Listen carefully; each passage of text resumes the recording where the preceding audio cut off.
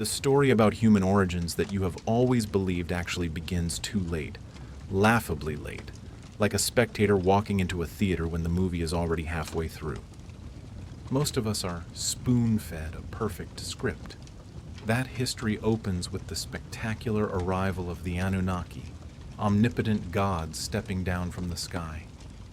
It sounds like music to the ears, doesn't it? Just like a Hollywood blockbuster. There is action, there is authority, and it is easy to accept. But life is no dream.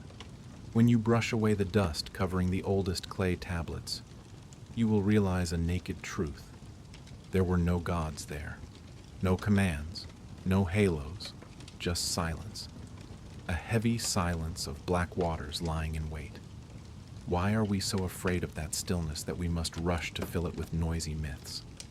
Is it possible that we have intentionally fast-forwarded the tape of history just to hide from a primal truth that was never defined? Tonight, do not expect a lullaby fairy tale, because we are going to swim upstream to the place where memory has not yet had time to lie. I am Zorro. Welcome to the true darkness of dark history.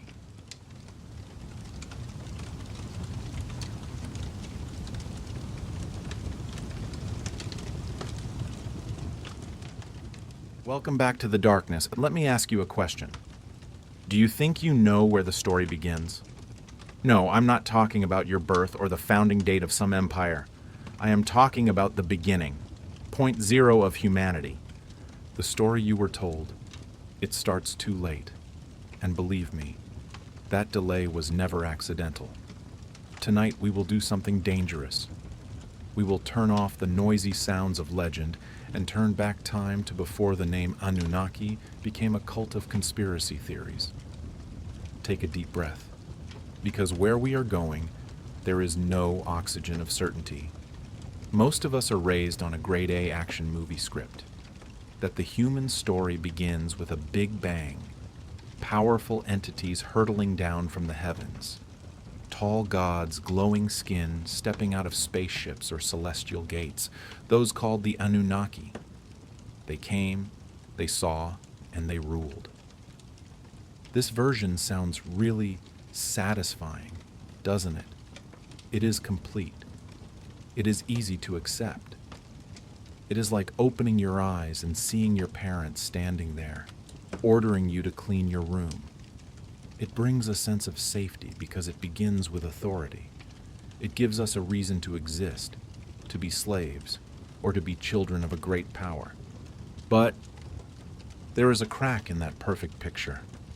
A crack that most mainstream history channels or UFO groups ignore. When we brush off the dust of time on the oldest clay tablets, I am talking about the primal inscriptions not yet edited by thousands of years of word of mouth. That glorious moment completely vanishes. There are no trumpets, no spaceships landing, no God stepping down and boldly declaring, "I am your master." There is only silence. A heavy, thick silence. A lingering weight. Why is this important? Why am I dragging you into the dark just to talk about silence? Because the beginning shapes everything that follows. Think like a detective for a moment. When you start the story too late, you are intentionally erasing evidence of what happened before. You are hiding the original crime scene. When we place the Anunnaki right at the starting line, we unintentionally or intentionally turn them into creators instead of their true position, participants, latecomers. We have given them the power that they themselves, in the original texts, never dared to claim. We have changed the meaning of the past, not by lying blatantly, but much more subtly, by choosing a noisy beginning to cover up the terrifying emptiness that came before. The issue is not whether the Anunnaki exist in ancient texts. They do. But the issue is position. Imagine you are watching a movie, but the director cuts the first 30 minutes and starts right at the climax. You will default to thinking the first character to appear is the protagonist. the cause of all problems. That is how our brains are tricked. When the Anunnaki are pushed to the front, they become the holders of destiny. The human mind hates voids. It is like looking into a dark room. Your brain draws monsters or familiar shapes just to feel safe. The true beginning in the clay tablets is not so hurried. The ancient scribes, humanity's first screenwriters, wrote extremely cautiously. They did not open with commands. They opened with hesitation. You can feel the trembling of the carver's hand in every stroke. They were trying to describe something that existed before action, before kings, before names carried weight upon human shoulders. It was a silence that was not empty. It was heavy with pressure. It suggested that everything was forming, moving underground, but had not yet exploded. But we modern humans, addicts of dopamine and drama, we look at that silence and say, boring, nothing is happening. We mistake patience for absence, and that is when myth is manipulated. A fragile beginning is very easy to replace. Someone just needs to scream loud enough, and that person's story becomes the truth. The Anunnaki become the starting line, and everything before that, that primal, strange, potential-filled world, is pushed into eternal darkness. So, if we push the noisy gods aside, what are we left with? Welcome to the strange edge of history, where the noise dies out. When the tablets stop explaining, they do not become meaningless. They become cautious. Before our eyes right now is not a throne, not a spaceship, but water. Not the water in your glass, nor the water at a tourist beach. The ancient texts call it deep water, infinite water. Why water? Think about it. Water has no shape. It contains everything but chooses nothing. It is the perfect metaphor for a world without an ego, without conflict, without class division. In this primal silence there is no ruler, no slave, no good, no evil, no grand plan whatsoever, only potential. It is breathing, stretching, filling every corner of the void. This is what drives our modern minds crazy. We want to know, who is the boss? Who gives the orders? What is the plan? But this primordial world answers, no one. It does not give orders. It simply allows. When the later gods appear, they do not come from nothingness like magicians. They rise from this silent sea. They are limited by it. They are born from this very cradle, wet, pitch black, and borderless. The tablets describe this world not as empty, but as full, but full of an inseparable unity. There is no sky to look up to, no ground to stomp on. Everything blends together in a chaotic but gentle mass. Human language works by dividing: light, dark, above, below, me, you. But the world before the Anunnaki was a world yet undivided. It had no borders to protect, no names to distinguish. That is why it is dangerous. A world without edges cannot be controlled. A beginning without kings means no one can use it to oppress others. In this strange state of balance, there is no fear, no hunger for power. But this peace could not last forever. The tablets begin to change their tone. Not with a bang, but with a slow shift, like water pressure rising at the bottom of the deep sea. No one ordered this change. It was not an act of will. It was an inevitability. The stillness began to stretch. What was once a unified mass began to feel differences. A little heavier here, a little lighter there. This is the most important moment, but also the most easily overlooked. The birth of awareness. Nothing has broken yet, but the world is no longer sleeping. It starts to listen. And in that fateful moment of listening, Eternal unity prepares to let go, to make way for the chaos of history as we know it today. You see, we are standing right at the edge of the abyss. Behind us is the silent ocean of origin, and in front is where the noises begin to rise. But what actually broke that silence? Who was the first to dare separate themselves from the great unity? The answer might be more devastating than you imagine.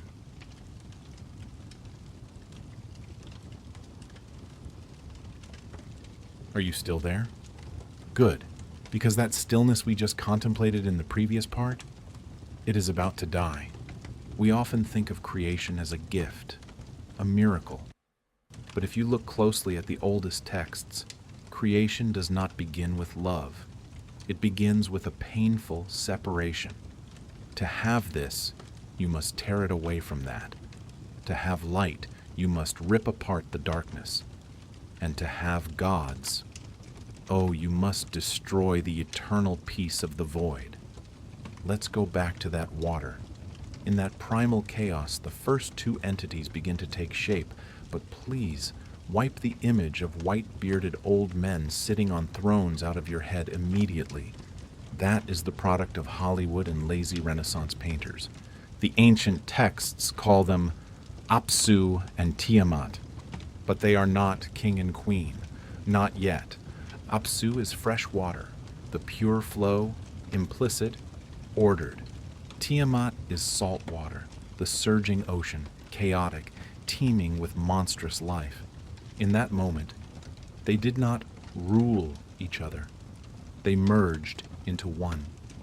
Imagine a giant estuary where river water and seawater meet, swirling, mixing silt.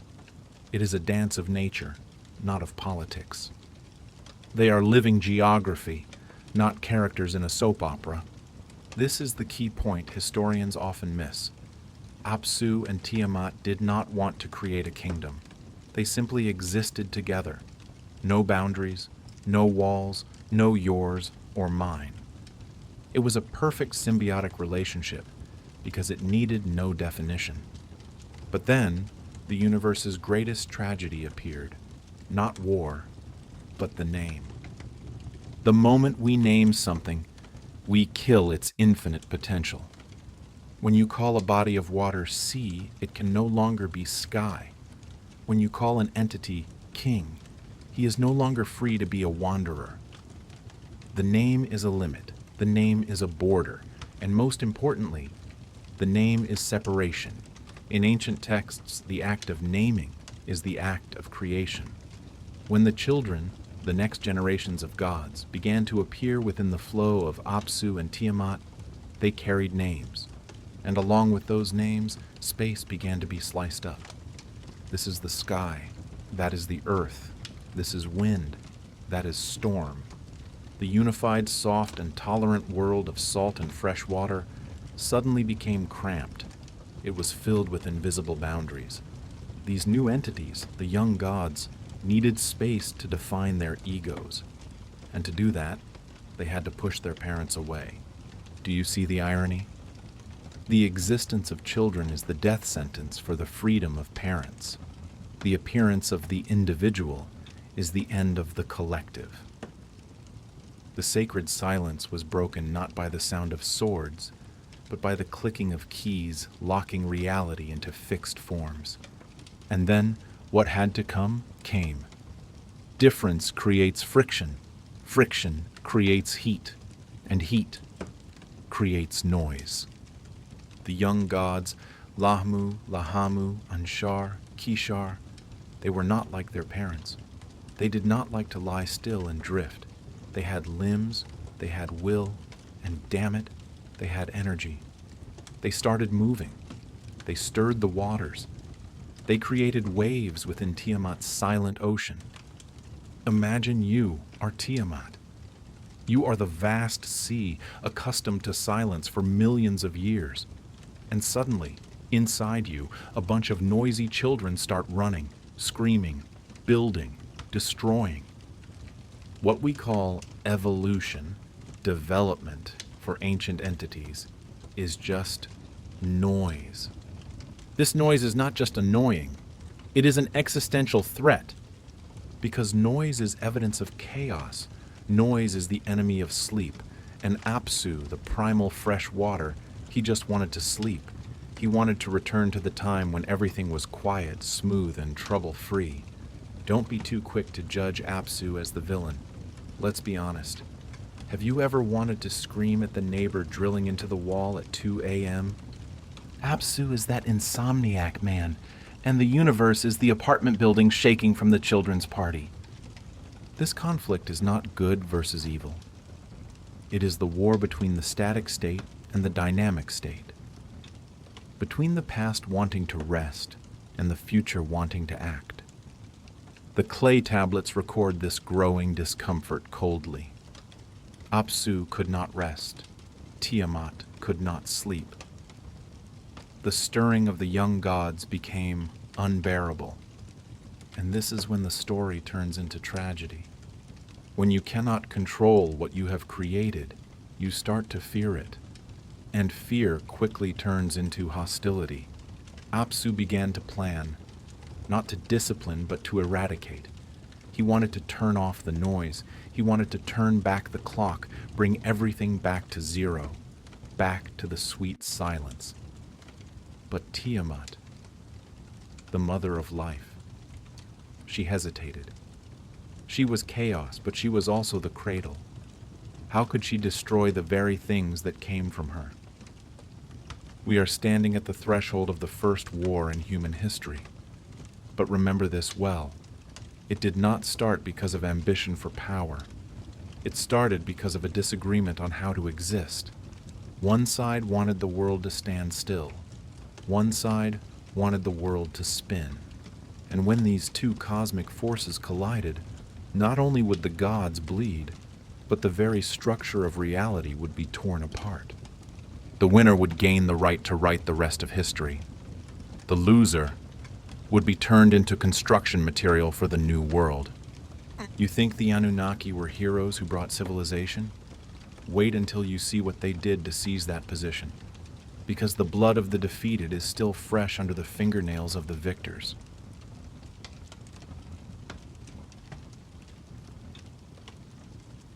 Do you know what the first crime in the universe was? It wasn't eating the forbidden fruit. It wasn't Cain killing Abel. Those are stories for later, when humans had learned how to be cruel. The first crime, the primal crime that laid the foundation for every civilization, was patricide. Tonight, we will witness the moment eternal silence was strangled, and from its corpse, true power, the brutal, cold power we see today, was officially born. Apsu, the old fresh water, had decided. The noise had to end. These noisy children had to be wiped out so peace could return. It was a cruel plan, but born from the need to sleep in peace. But Apsu made a fatal mistake. He underestimated his children. Among the young gods, there was one who was the smartest, the most cunning. The one who would later be known as the master of engineering and magic, Enki. Enki did not wait for Apsu to strike. Enki did not negotiate. Enki did not hold a family meeting for reconciliation. Enki struck first. The text described this very coldly. Enki used a sacred spell, but don't think of it as Harry Potter magic. In the ancient language, spell also meant an order, and imposed logic. Enki lulled Apsu to sleep. He bound the chaotic water with the chains of control. And then, Enki killed Apsu. He stripped the crown from his father, draping it over himself. And the most terrible thing? Enki built his house, his temple, right on top of Apsu's corpse. Let's pause a moment to let this image sink in. This is the moment history changed forever. Apsu turned from a god into a material. From a father, he became a foundation. This is the nature of conquest. The victor doesn't just kill the enemy, but turns the enemy's body into a resource. Sacredness disappears, replaced by ownership. The noisy beginning had won. The silence was killed and buried under the feet of the new civilization. But they forgot one person. They forgot Tiamat. The sea mother who once refused to participate in the plan to kill her children, now saw her husband killed, humiliated, turned into paving stones. And the grief of a mother turned into something more terrible than death. It turned into rage. Tiamat was no longer the gentle water. She tore apart her own form. From the deep waters, she birthed not gods, but monsters. The texts list them with extreme fear: vipers with sharp fangs, red dragons, roaring lions, scorpion men, mad storms, 11 terrifying monsters. Why did Tiamat do that? Why create monsters? Because the new order Enki established, the order built on a corpse, was an insult. Tiamat wanted to destroy it all. She wanted to return the universe to chaos. She gave Kingu, the leader of the monster brood, the tablet of destiny, the ultimate power never before given to anyone. The young gods, those who had just celebrated their victory over Apsu, were now trembling. Even the wise Enki was helpless. They realized they had awakened a monster they could not control. They had created a war they could not win. Fear enveloped heaven. And when fear reigns, the crowd craves only one thing: a dictator. This is when the stage was cleared for the true star of the show, the one whom the Anunnaki gods would later worship as King of Kings. Marduk. Marduk was not like Enki. He did not use silent tricks. He was the storm. He was thunder. He was absolute noise. He had 4 eyes, 4 ears, and when he opened his mouth, fire spewed out. The old gods, desperate before Tiamat's army of monsters, went to beg Marduk, "Save us! Fight for us!" And Marduk, with the arrogance of someone who knows he holds the upper hand, made an offer. A deal that would change the power structure forever. He said, "Fine, I will fight. I will kill Tiamat. But there is a price." That price was not gold or silver, not a temple. The price was absolute submission. Marduk demanded, "If I win, my word will be law. You are not allowed to change my commands. I will not just be your warrior. I will be your king." Do you see this shift? Before, the gods conferred in a council. There was equality, there was debate. But Marduk erased that primitive democracy. He created monarchy. He turned power from something shared into a monopoly. Salvation is not free. Safety is not free. You want to be protected from the monsters out there? You must wear the protector's chains around your neck. The other gods, trembling with fear of Tiamat, nodded. They agreed to trade their self-determination for survival. They signed the first slavery contract. And so the stage was set for the final battle. On one side was Tiamat, the fury of the past, of wild nature, wanting to wipe out the fake order to return everything to the void. On the other side was Marduk, representative of the new order, of organized violence, of absolute domination. This was not just a war between 2 gods. This was a war deciding how this universe would operate, flow freely, or be framed in laws. Marduk stepped onto his storm chariot. He equipped himself with a net, evil winds, and a bow and arrow. He did not plan to lull Tiamat to sleep as his father did with Apsu. He planned to tear her apart.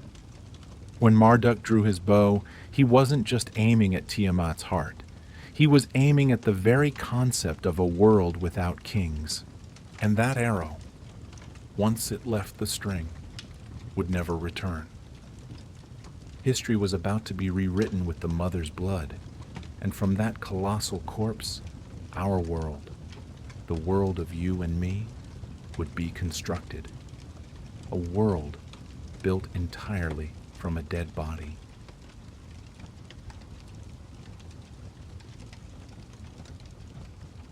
It's over. The silence is dead. Apsu is dead.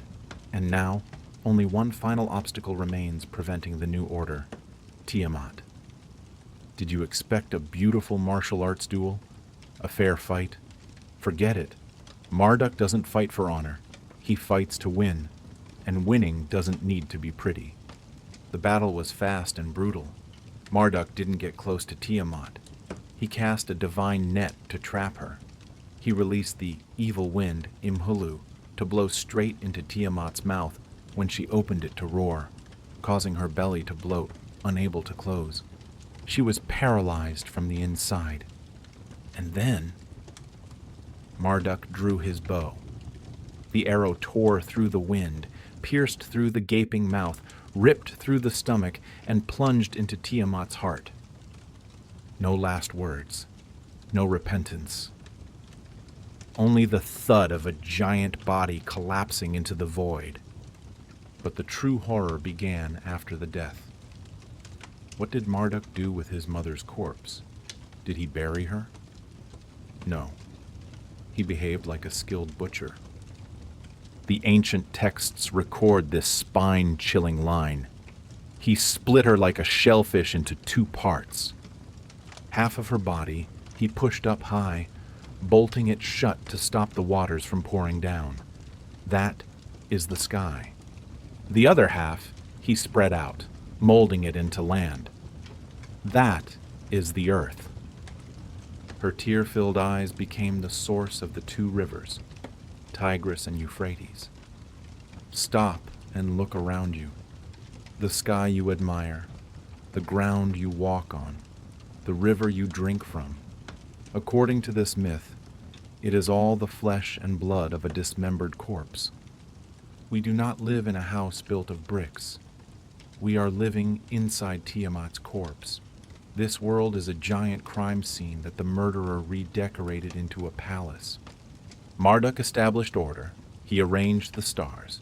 He created the calendar, days, months, years. He turned natural chaos into a precise clockwork mechanism. Everything was tidy. Everything was under control. The mysterious silence disappeared completely, replaced by the steady ticking of the law. But there was a problem. The gods, they were lazy. After winning, they wanted to party. They wanted to rest. But who would dig the ditches? Who would build the temples? Who would grow the crops for offerings? The Anunnaki gods began to complain. Marduk, you are king. Solve it. We don't want to work. Marduk, with the mindset of a ruthless CEO, came up with an idea. He needed a labor force.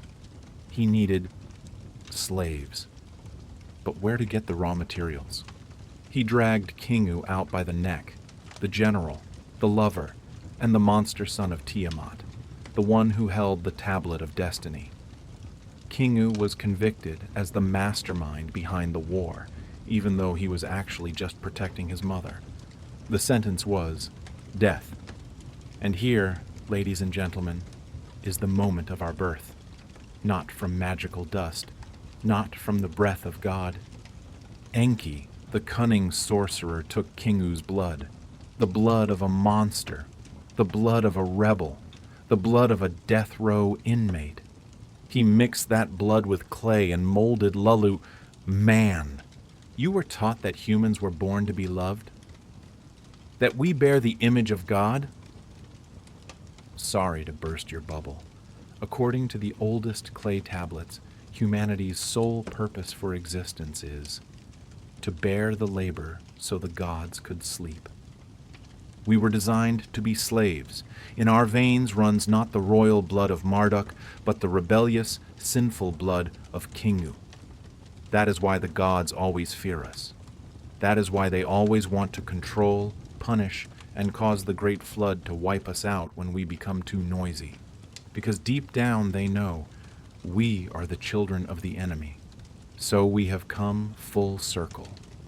From the silence of water, the noise of awareness, the war of the gods, and finally the slavery of man. Why is this story important? Why did I tell you this brutal version instead of the gentle fairy tales? Because how we view the beginning shapes how we live in the present. We have accepted the noisy beginning. We worship Marduk. We worship power, conquest, the imposition of order upon nature. We believe that truth belongs to the strong. We build society based on hierarchy, exactly the way Marduk did. We fear silence. We fear the undefined void of the original Apsu and Tiamat. Therefore, we fill our lives with noise, with work, with ambition, exactly as Marduk wanted us to do. But remember the first part. Before there were kings, before there were slaves, before there was good and evil, there was once another world, a world of infinite potential, where everything blended, undivided. History does not disappear. It is only buried under the concrete of civilization. That silence is still there, beneath the screaming of the city, beneath religious dogmas, beneath even the blood of king flowing in your veins. Maybe, just maybe, our true mission is not to serve the gods, but to remember the time before they appeared. To remember that before being defined as slaves, we were once part of the vast, free, and nameless ocean.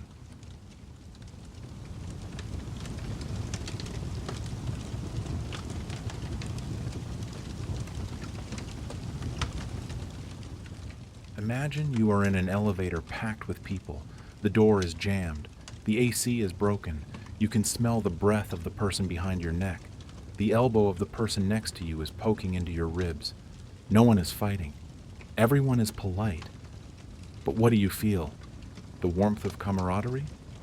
No, you feel like killing someone. Or more mildly, you feel pressure. That was exactly the state of the world back then. Water still held everything, but it could no longer hide the naked truth. Shapes were pressing against each other. Sky and earth, gods and demons, light and darkness, all stuffed into the same box.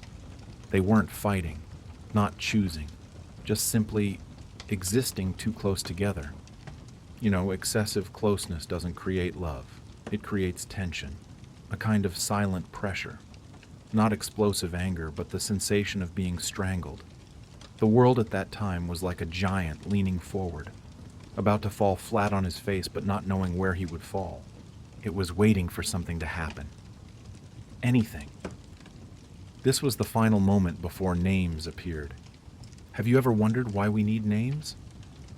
Hey, Zorro! Hey, friend. The name is the only thing distinguishing me from this chair, or you from that phone screen. But at that time, no names yet. The sky didn't know it was sky.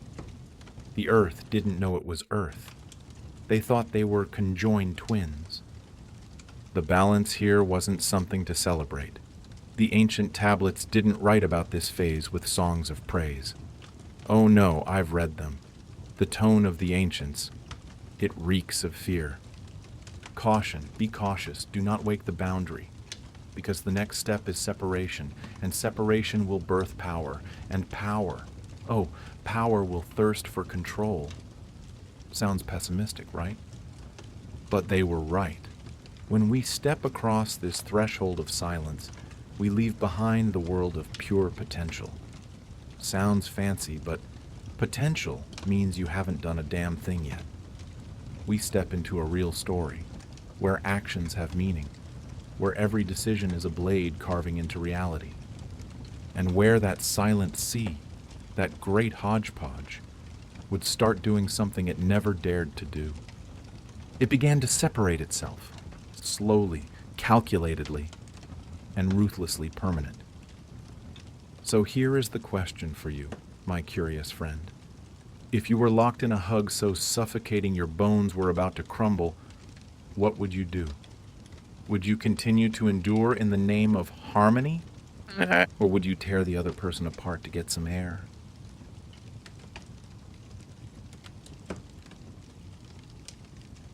Do you feel hard of breath? I certainly do.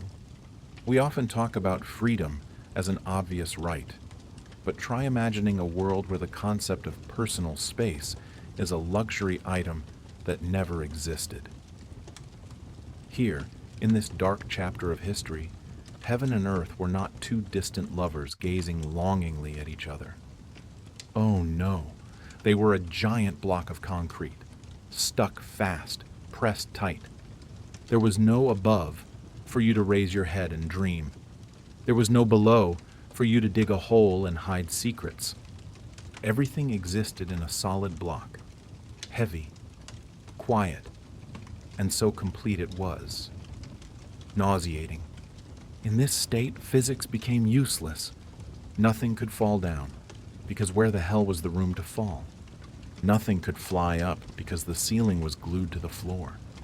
The world had weight, but no direction. You understand that feeling? Like carrying a sack of rocks on your back, but not knowing where to go because every direction is a dead end. The ancient Slavs describe this interestingly. They don't talk about monsters or ghosts. They talk about pressure. This type of pressure didn't come from hatred. The sky didn't hate the earth. The earth wasn't mad at the sky. It came from proximity, damned proximity. When two objects share the same position in space for too long, intimacy turns into a prison. No one fought, no one screamed, they simply weighed upon each other. And the air became thick. The ground became cramped. Look at our ancestors, the first humans in this great cage. Why did they walk like that? Because they were lowly? No. Because the sky was pressing directly on their backs.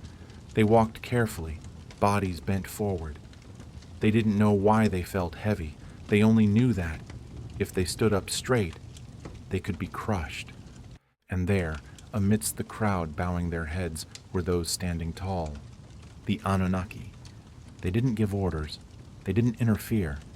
They weren't yet the kings or dictators we would see later. At this moment, they were just observers. They saw the tension growing. They felt the cosmic spring being compressed to its limit. They knew this moment wasn't about power. Not yet. It was about time. This balance, this fake harmony, could not last forever without room to breathe. It wasn't wrong, but it wasn't sustainable. Even the smallest movement right now brought a sense of danger. Because in a room packed with explosives, just a single spark, or rather just someone shifting their body. And boom! Separation won't come as a choice, my friends. No one wakes up and thinks, "Today I will tear the sky in half." Number. It will come as a release, a scream of someone about to suffocate. And when that scream rings out, the world will never be quiet again.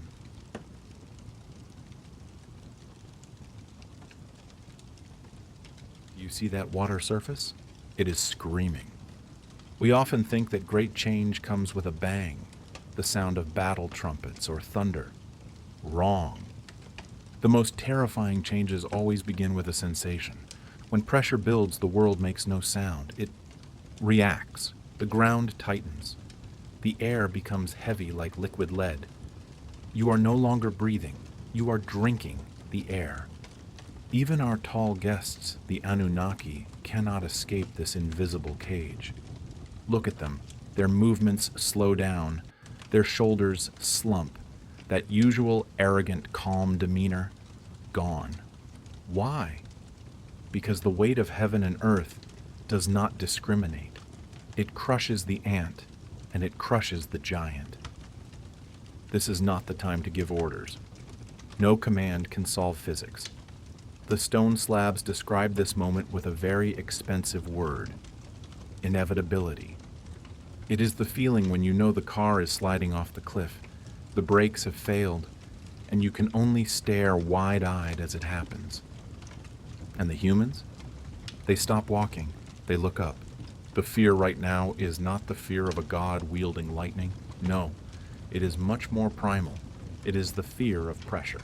The fear that the great ceiling above is about to collapse and grind everything into fine dust. They are afraid that the world will collapse into its very self. The Anunnaki observe this more cautiously than ever. They know this is the brink, the point where balance becomes toxic. Their silence right now is not neutral. It is the stillness of a bomb defusal expert. They stand still, daring not to move, because a sneeze right now could be the end. The tablets call this moment fragile. Heaven presses down, earth pushes up, and in the middle, no room left to breathe. The air is trapped, motionless, like a fly in amber. Even sound is suffocated before it can escape the throat. There is no voice ordering separation, no divine hand reaching down to pull the sky up.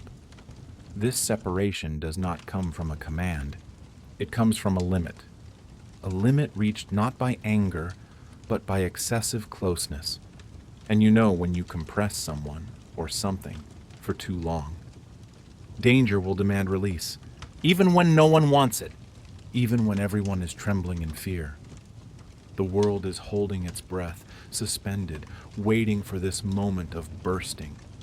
And once it bursts, power will find a crack to slip in.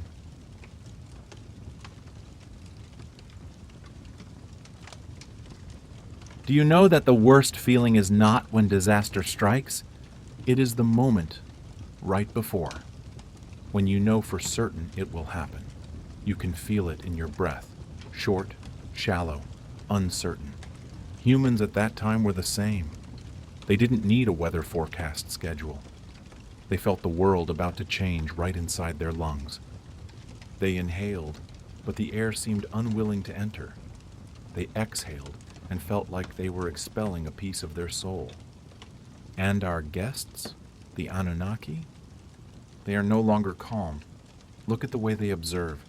They look at the ground, then look at the sky, then look at the ground again, constantly, as if they are trying to read who will blink first. Will the sky retreat, or will the ground collapse? Because they, more than anyone, understand the rules of this game. Once separation begins, there is no pause button. This is the most important moment in history. The moment space is born. Before this, we had existence, but no space. And do you know what will fill that empty space? Air? Light? Too naive. The thing that will fill that void is power. Listen closely. When space is born, distance appears. When there is distance, movement can happen. And when there is movement, power has room to move. Before this, power was locked tight, immobile like a bound beast. But now, it has a playground. It can run, it can hunt, it can crush. The world holds its breath, stretches out, trembling. The sky and the earth are about to realize a painful truth. They are not the same, and they will never be able to touch each other completely like this again. The ancient stone slabs. They are cruel to make us linger in this chapter for so long. Why don't they tell us immediately about how high the sky flew, or how the earth bloomed? Why do they force us to feel this suffocation? Because they want you to understand the price of development. A world without space cannot develop. It can only endure. And enduring is never living. Separation is not a mistake. It is a bloody release. And when the sky finally separates from the earth, when the first gap appears, that is when dark history truly begins.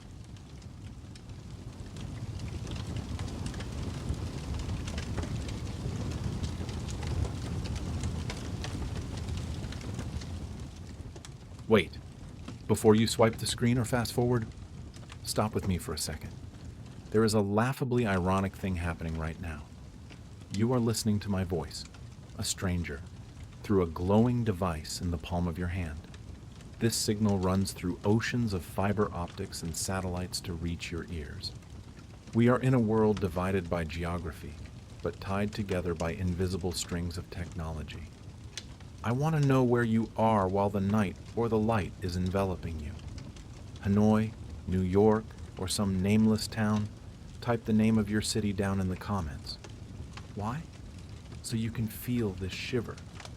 The story I am about to tell was carved onto stone thousands of years ago, when the sky and the ground were still a chaotic mass stuck together.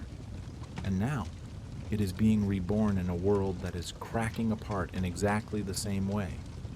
You think separation is an accident, or that unity is the anomaly?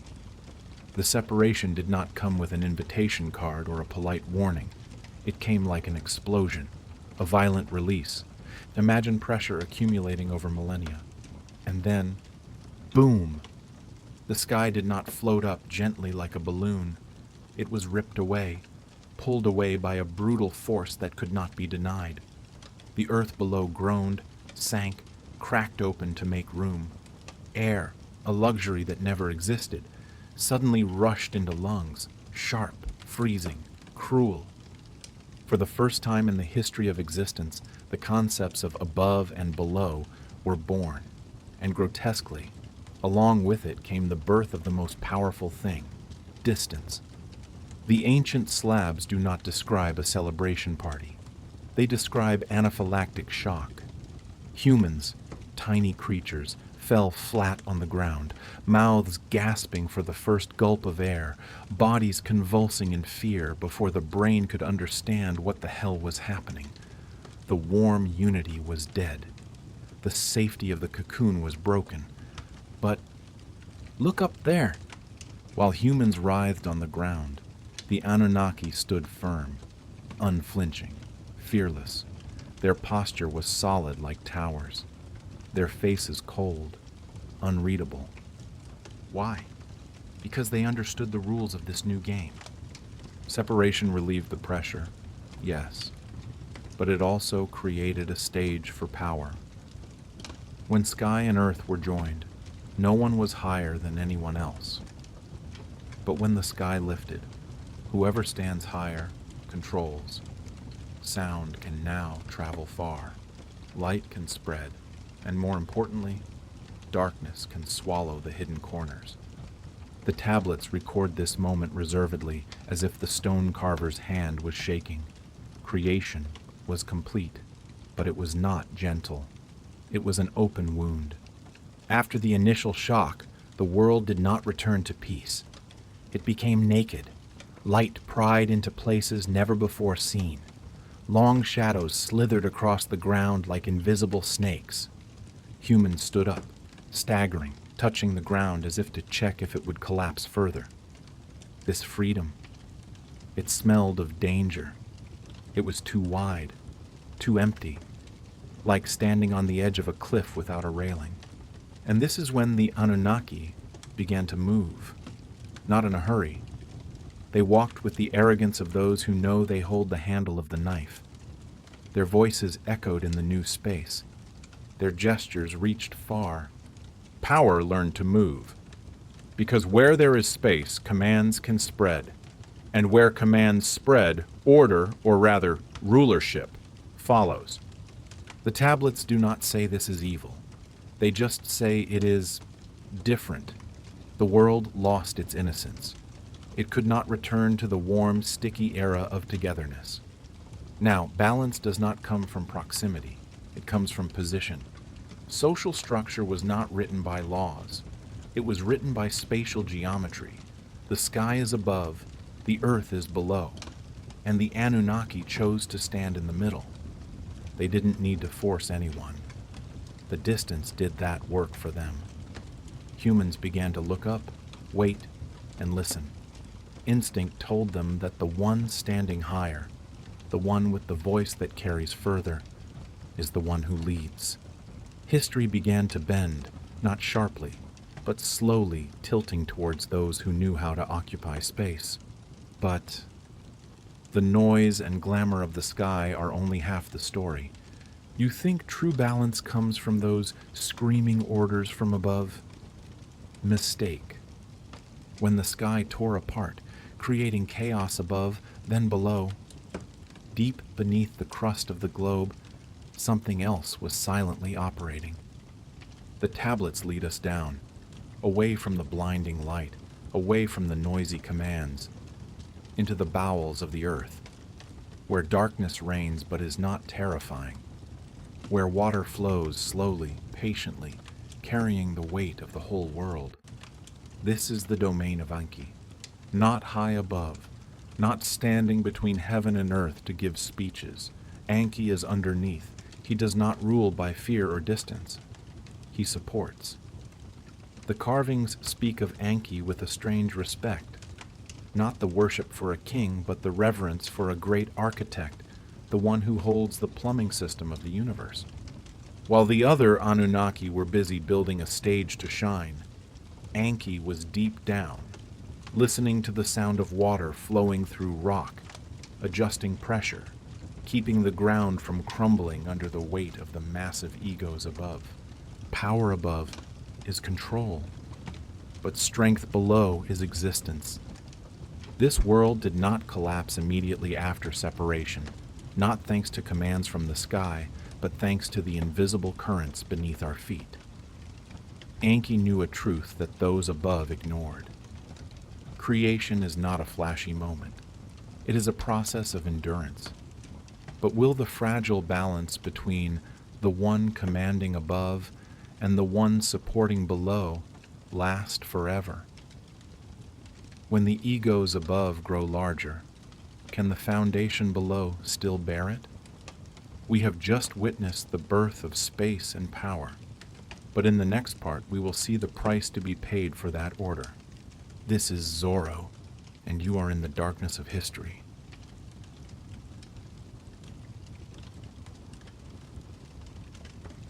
Do you know what is scarier than chaos? It is order. That's right, you didn't hear it wrong. Chaos is natural, chaos is life. But order? Order is artificial. And to create order in a world just torn in two, you need a special ingredient. Not brick, not stone, nor laws written on paper. That ingredient is space. Recall what we just said. The sky flew up, the ground settled down, and between them is a giant void. You look into it and see what? Freedom? Fresh air? The Anunnaki looked into it and saw something else. A stage. In the cramped cocoon of the past, when sky and earth still embraced, no one could be higher than anyone else. Everything was equal. But now, distance created the opportunity for position. And the first rule of power in this new world is very simple. Whoever stands in the middle controls the message.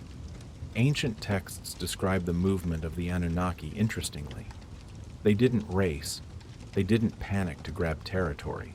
They moved with purpose, like chess grandmasters stepping onto a freshly cleared board. They stepped into the new space opening between heaven and earth. Why? Because that is where the voice resonates the furthest. That is where their silhouettes become the largest. Imagine you are the first humans of that time. You are flattened against the ground, covered in mud, lungs stinging from the cold air. And then you look up. You see those great entities hovering or standing on high mountain peaks, bathed in light you cannot touch. You don't need anyone to teach you. Survival instinct, the slave instinct deep in the genes, automatically activates. You feel small. You feel they are great. And thus, structure was born. There was no election. No constitution was signed. Social structure invaded the world not through laws, but through geometry. Above, below, high, low, commanding, and listening. The stone slabs say, power learned to move because space allowed commands to spread. This is a statement profound to the point of chilling. Before distance, a whisper was a command. But when there is distance, you need volume. You need amplification. And ironically, the greater the distance, the more silent the listener must be to hear clearly. The silence of humanity began here. Not because they wanted to be silent, but because space forced them to hold their breath to receive what fell from above. And what happened next? Imitation. When humans saw powerful figures moving easily in open space, what did we do? We imitated. We also wanted to stand straight. We also wanted to look up. But we are not them. The tablets record this without judgment. But I have one. I see here the birth of religion and the state in their most primitive forms. It did not stem from devotion. It stemmed from spatial orientation.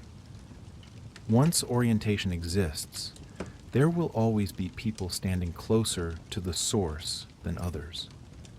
And those people become priests, become kings. The world with distance cannot return to innocence. It has lost the virginity of unity.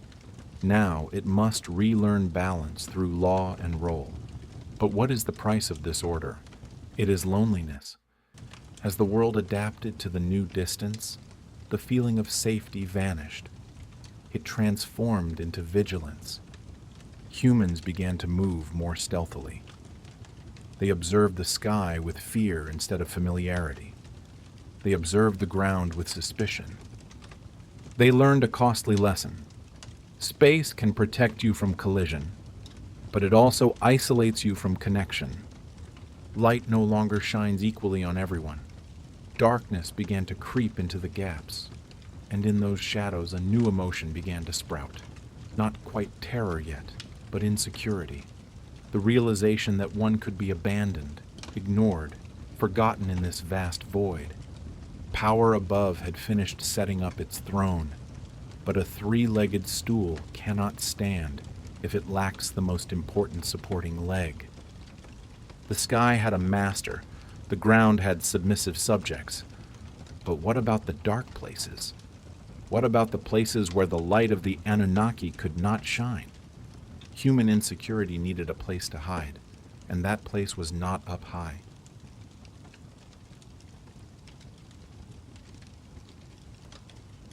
Are you afraid of silence? I bet you are. When you text someone and see the seen mark but no reply, 5 minutes, 10 minutes, then 1 hour passes. In that period of silence, what does your mind do? It starts writing scripts. Are they mad at me? Are they in an accident? Are they with someone else? You fill the silence with assumptions, and most of those assumptions are paranoia. That is exactly what happened to humanity when the sky was pulled away. The world was now vaster. Wonderful, right? But vastness comes with a price.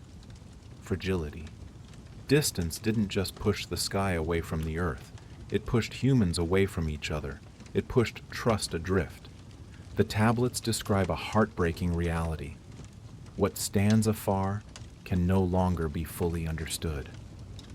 When the Anunnaki stood high up in towers of light or on the clouds, their voices no longer reached everyone's ears at the same time. There were those who heard. There were those who only heard echoes. And there were those who only heard the wind. And this is when history becomes interesting and dangerous. Space creates silence, and silence is a trap. Because humans cannot endure uncertainty, they began to fill in the blanks. If the sky was silent, they asked themselves, are the lords angry? If a storm passed, they screamed, it is punishment. If the sun was bright, they deduced, it is grace. The tablets do not say this is good or bad. They just coldly note, it is new. This is the origin of all superstition, all distorted dogma, interpretation, assumptions, and finally, belief. You see, belief is not born from obvious truth.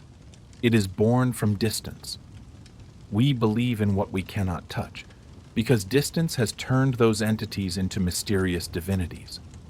Power on high didn't even need to do much. Their silence also became a type of command. A type of invisible power controlling the human mind stronger than any whip.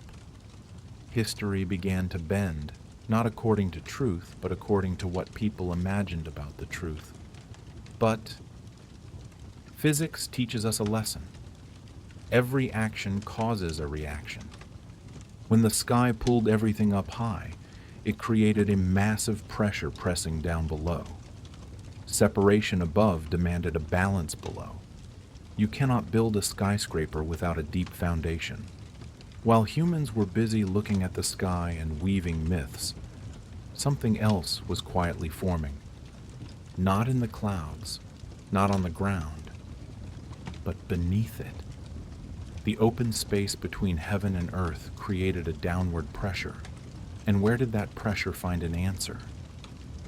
In the deep waters, in the invisible layers of rock, in the basement of the world. This is where the story shifts. Leaving behind the blinding and fake halo of the sky, we go into the depths, a realm that does not command, a place that does not scream for attention, a place where wisdom is not eloquent speeches. It flows, it waits, it is patient. You think the balance of this world comes from the rulers on high? Those busy posing in the light? Mistake. Stability comes from things that are buried, from things that accept staying in the dark to keep the stage above from collapsing.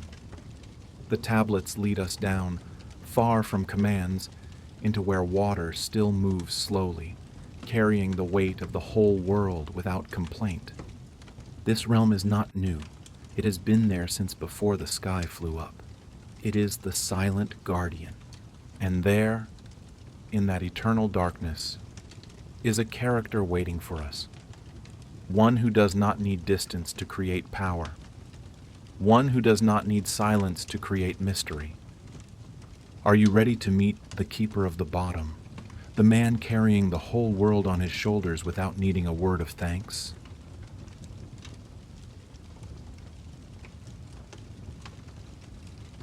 Welcome to the basement of the universe. Up there, sky and earth have separated. The gods have set up the stage. The lights are on, and the play of power is performing noisily. But down here, only the sound of flowing water. When the sky and earth tore each other apart, a massive amount of pressure was released. You think that pressure disappeared? It didn't vanish. It sank. It found its way into the cracks, into the underground aquifers, into the deepest rock layers. And here, chaos found rest. This realm rules no one. It doesn't care if you are a king or a slave. It doesn't give orders. It balances. The tablets describe this place with a respect bordering on fear, because without it, the flashy world above would collapse in a single note. And the ruler of this place? Enki. Forget the image of gods sitting on gold-plated thrones, pointing fingers down at the mortal world. Enki does not belong to that place. He is not up high, not in the middle. He is at the bottom. Enki stands where systems intersect, where water touches rock, where pressure transforms into flow. He is more like the chief engineer of a nuclear plant than a king. He doesn't need to give speeches. He doesn't need votes. He just needs to work. He listens to the heartbeat of the earth. He adjusts the flow. He guides massive pressures through safe passages without anyone knowing. This is a type of power that our modern world often forgets. The power of support. Do you find this familiar? In every society, there are always those standing on podiums, screaming about vision and mission. But who keeps the lights on? Who keeps the water flowing? Who handles the trash? It is the people in the basement. Humans rarely see Enki, and that is exactly the point. You only feel him when you walk on solid ground. You feel him when the harvest is lush, when the river does not run dry. The tablets speak of Enki's wisdom not as bookish knowledge. It is awareness. Knowing when not to act. Knowing when to let the water find its own way. While the forces above noisily vie for influence, Enki chooses silence.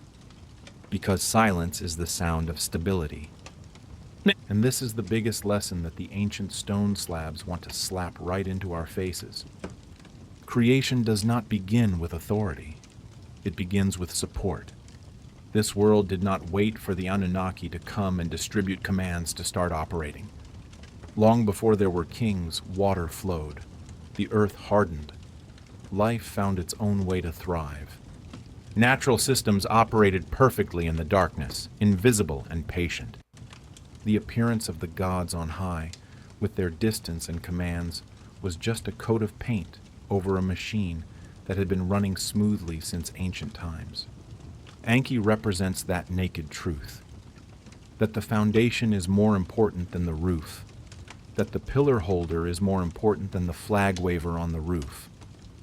We live in a world obsessed with the above. We look up to billionaires, stars, leaders. We crave distance, crave to stand higher than others. But don't forget, when the ground cracks and the sky collapses, the only thing saving you is not a command from above, but the solidity of what lies beneath.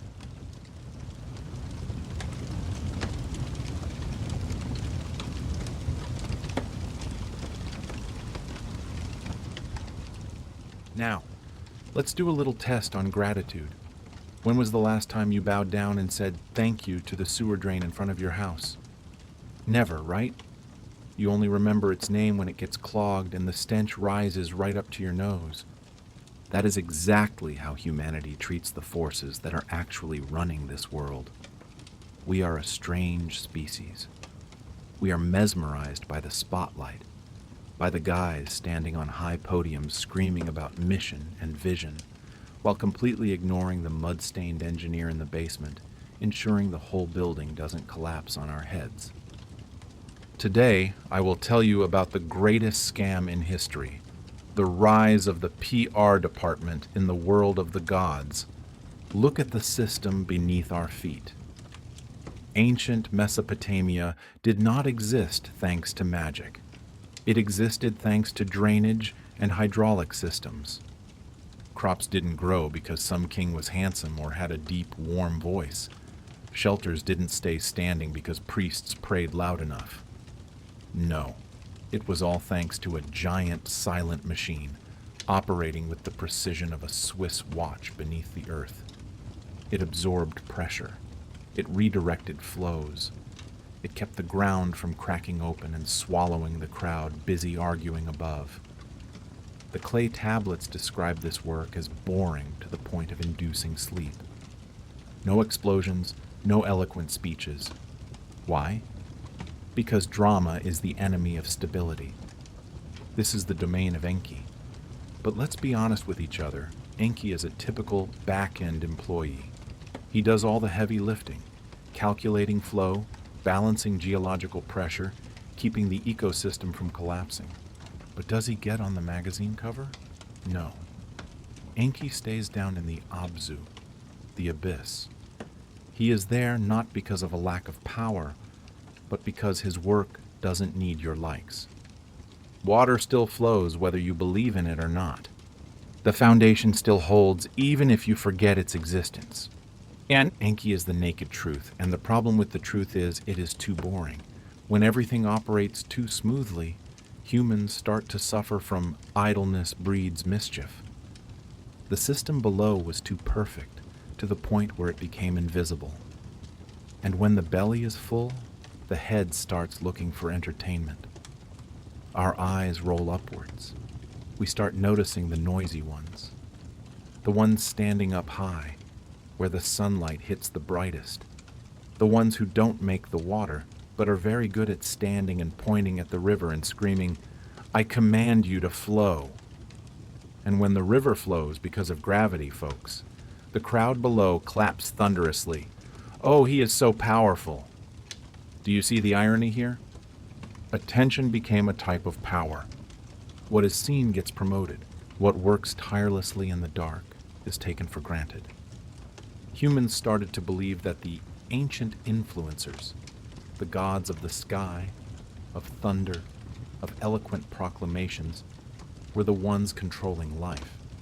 We started worshiping the interface instead of the operating system. Those on high started building personal brands. They created titles, rituals, glittering costumes.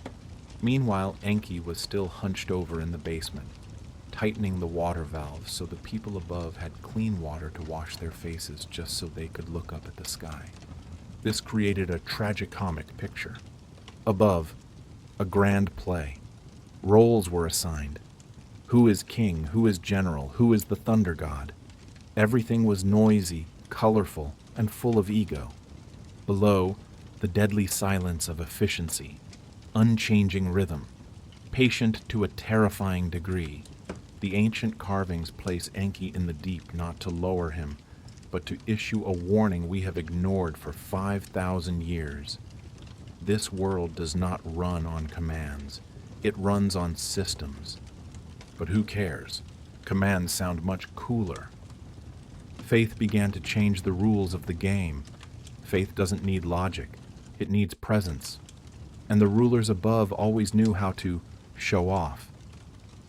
The tablets record a cruel rule. When balance is taken for granted, it becomes vulnerable. Not because it gets weaker, but because no one bothers to protect it anymore. We abandoned the mechanic to chase after the lottery ticket seller, and then tension began to appear. Not in the deep abyss, where water still flowed gently, but in the open space, where egos clashed loudly against each other. When too many people with megaphones scream at once, the world becomes chaotic. Voices competed. Gods started measuring whose temple was bigger, and humans, poor creatures, started to panic. They needed something to cling to. They didn't want freedom anymore. Freedom was too tiring. They wanted order. They wanted someone to step out and say, "Shut up, everyone, and listen to me." And this is where our story turns to a darker direction. Not the darkness of the abyss, but the darkness of bureaucracy. Looking upward once again, into the growing order, where unity gets kicked in the butt to make way for hierarchy.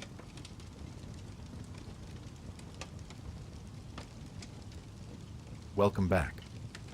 If in the previous part we saw humanity turn its back on the mud-stained mechanic Enki, then in this part, get your tea and cake ready.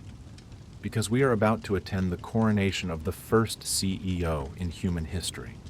Have you ever wondered why you feel reassured when you see lane markers on the road, or why you sigh in relief when there is a clear schedule for tomorrow? That isn't natural. That is programming. And the coder of that programming is about to step into the light. When our attention left the ground and glued itself to the sky, a strange thing happened. The vast, wild, open space of yesterday suddenly changed. It was no longer an undefined void. It started to be ruled. Order formed. But not the flexible biological order like Enki's flowing water. This was the order of structure, rigid, square, cold. The space between heaven and earth began to be organized, divided, measured. This is where rules were born. And remember this well. Rules were not born to assist the world. They were born to control how the world moves. The tablets describe this moment very cautiously, as if afraid of waking a sleeping beast. Order did not arrive like a violent storm. No, it arrived as clarity. You stand here. I stand there. This one stands above. That one lies below. Invisible boundaries were drawn, and once these boundaries exist, they are harder to cross than stone walls. You can climb over a wall, but you cannot climb over a social status if the system doesn't allow it. And then Enlil appeared. Unlike the brooding Enki in the deep water, Enlil stepped out from the open space. He stood on high, brilliant, tangible, and full of authority. His voice echoed far, filling the air. But here is the most spectacular trick. Humans reacted to Enlil not out of fear, but out of relief. Imagine you are lost in a wild forest, no map, no direction. Suddenly, a man appears, points a finger, and shouts, Go this way. No turning. Go straight. Do you hate him? No. You want to hug him. Because he brings the thing you are burning with desire for. Certainty. Structure brings a sense of safety after chaos. Order brings a sense of protection. And the price to pay? Just a tiny bit of obedience. This is how hierarchy stepped into the human story. Not like a tyrant holding a leather whip, but like a comfort. A world with distance invites leaders. Leaders invite rules. Rules invite faith. And faith begins to reshape reality from the top down. We voluntarily stepped into the cage, just because the cage had a roof to keep out the rain. Once Enlil's order appeared, it never stood still. It was like a type of vine, spreading slowly but tightening into every corner of life. The tablets describe how rules began to touch the smallest things. How you walk, where you are allowed to stand, when you are allowed to open your mouth, and when you must shut it. Did anyone put a knife to your throat, forcing you to do so? No. Was there violence? Not at all. At first, everything felt so professional, organized, predictable, and predictability is an extremely potent drug. It eliminates uncertainty, the thing that naturally exhausts humans. You don't need to think about what to do tomorrow. Enlil and his rules have already scheduled it for you. Enlil didn't need to scream anymore. His power had transformed into something scarier. Habit. Humans learned rules by observing neighbors. Oh, he bows when passing the gate. I should bow too. We copy each other. We self-censor to fit into the mold. And over time, rules imposed from the outside suddenly felt natural, as if the world itself demanded them, not some god. This is the pinnacle of the art of ruling, making control invisible, turning handcuffs into jewelry. The tablets do not accuse, they only observe with the cold eye of a pathologist.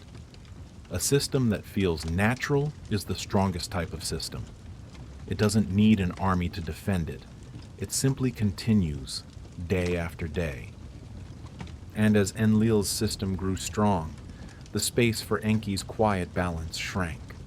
The deep waters still flowed beneath. The foundations still bore the load.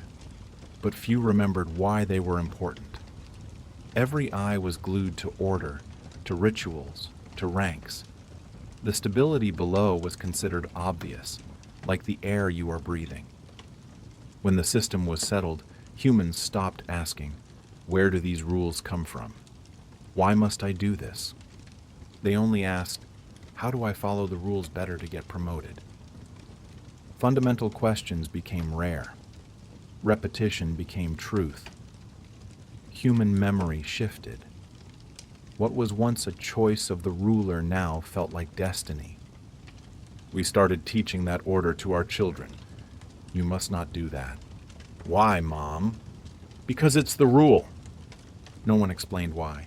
It became a dogma, something not allowed to be questioned. Enlil smiled from above. He won. He didn't need to be present everywhere anymore. The fear of being wrong, the fear of being excluded from the community, the desire to belong governed this world in his place. But Enki was still below. He was still watching. Because there is a law of physics that Enlil, with all the arrogance of the sky, had forgotten. A system built on order always grows upwards, but its weight always presses downwards. The higher you build a tower, order, the greater the pressure on the foundation, balance. And Enlil was building very high, reaching too far, forgetting what was supporting his feet. The tension is returning, silently, invisibly. The world is about to be stretched tight once again, and this time, the velvet-covered handcuffs will start to dig into the flesh. You think order brings eternal peace? Or is it just compressing explosives into a sealed barrel?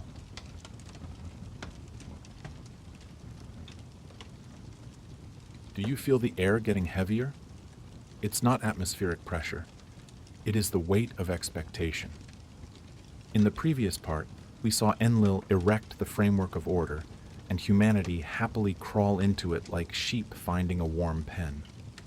But there is a law of physics that no dictator tells you. When you build up, you must compress down. Order is no longer an abstract concept. It starts to have weight, and that weight is crushing the softest things, your own freedom and the endurance of the world below. As Enlil's order spread higher and wider, it began to press down. It didn't stop at national borders or royal laws. It crawled into your bedroom. It sat right on your dinner table. Rules multiplied like bacteria in a favorable environment. Roles hardened like concrete. The breathable space between heaven and earth was filled by a toxic invisible gas called social expectation. Humans began to feel watched, not by some divine eye in the sky, but worse, watched by the very people around them. We started measuring each other. We compared each other. Why is his house built higher than mine? Why didn't she kneel at exactly 45 degrees? The tablets described this pressure not as loud as thunder. It was constant, persistent, like a dull headache that never ends. Everyone moved carefully, as if walking on eggshells.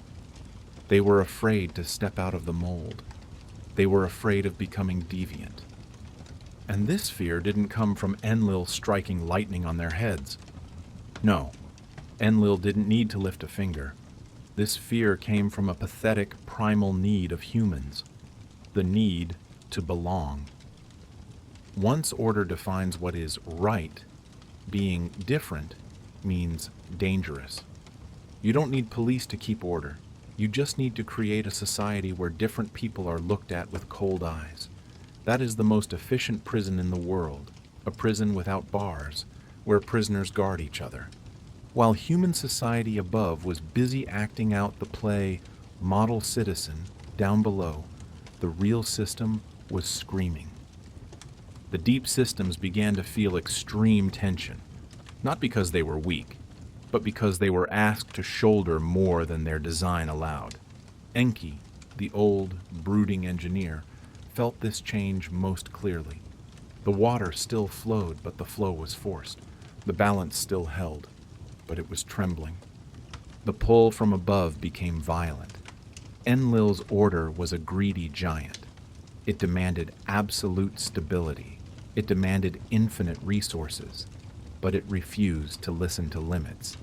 This is the tragedy of every civilization. The structure above always deludes itself that the foundation below is infinite. Silent tension returned. Not a war between gods throwing lightning at each other. It was a war between two philosophies of running the world. Enlil, control, rigid, forced. Enki, balance, flexible, following the flow. The tablets go slow motion at this segment because this tension doesn't explode immediately like an action movie. It accumulates, patiently, invisibly, like tectonic pressure before an earthquake. The weight is becoming too great for silence to carry alone. Seen from the outside, order now felt complete, solid, unquestionable. The sky stood arrogantly high. The rules stood firm like bedrock. Humans moved inside this structure as if it were the only truth. And do you know what is scary? Many people felt safer this way. Order eliminates doubt. It is like a user manual for life. It tells you where you belong, which class. It tells you what is allowed and what will get you stoned. When life feels exhausting and undefined, certainty, even the certainty of a slave, becomes a sweet sedative. Freedom is scary. Freedom demands responsibility. Obedience? Obedience is easy. Just follow orders. The tablets do not call this wrong. They call it natural. Most worlds choose order when balance feels invisible. We would rather choose a gilded cage than face the wildness of the jungle. If the story about this comfy cage is touching a nerve, take just 1 second, hit the like button. It costs you nothing. but it helps the YouTube algorithm know that there are still awake people listening to this silent history late at night.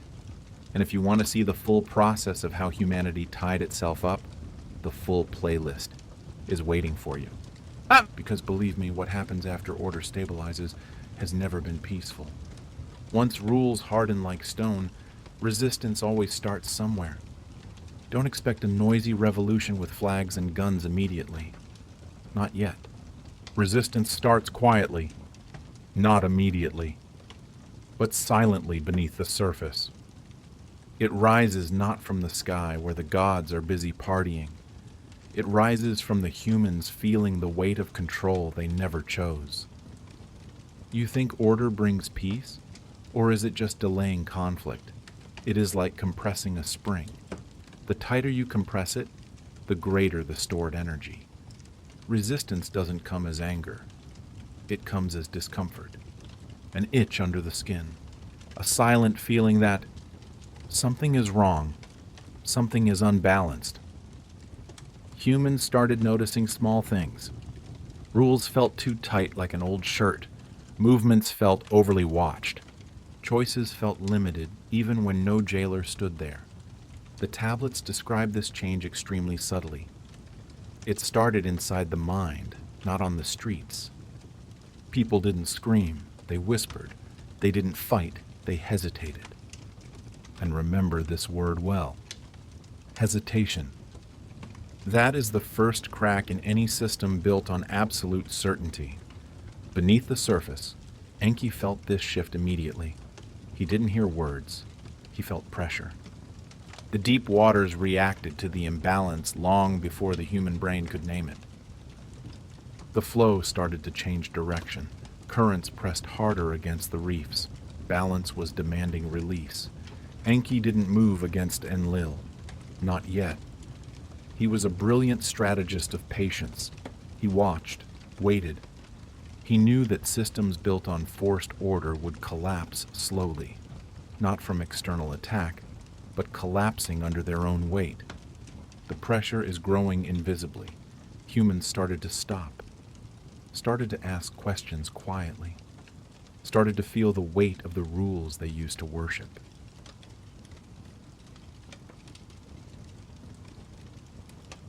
How do we usually think the fall of an empire looks? A giant fireball falling from the sky? A barbarian army breaking the city gates? Or the screams of angry mobs burning down the palace? Hollywood has tricked you. True collapse is rarely that noisy. It is more like cancer than a gunshot wound. It starts from the smallest cells, spreading in silence, and by the time you realize you are sick, the body has rotted from the inside. Today, we will witness how humanity executed the greatest coup, not with swords, but with indifference. When doubt spreads, it doesn't move like a tsunami sweeping everything away. No, it moves like a shadow, slow, fragile, hard to detect. Humans still woke up, still went to work, still bowed before the statues of gods, still said, "Yes, my lord." But inside, something had loosened.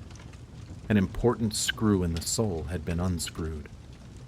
The clay tablets describe this moment with chilling details, a gaze lingering a little longer before turning away, a footstep hesitating for a split second before continuing, hands pausing in midair before executing a command. You know this feeling, right? It's the day you realize the company you work for is a mess, but you still need the salary. You don't quit. You just stop trying. You become a corporate zombie. In ancient Mesopotamia, this was a disaster. Enlil's system was built on faith. Faith is fuel. When the fuel runs out, the giant machine of order starts to sputter. It still stands, but it is hollow. And Enlil, the great CEO of the sky, how did he react? He knew absolutely nothing. Why? Enlil wasn't blind. He was just deaf to silence. Ordered systems, like Enlil's or big corporations today, are designed to detect noise. If someone screams in protest, arrest them immediately. If someone destroys property, punish them immediately. But silent doubt? Hesitation? Mechanical compliance?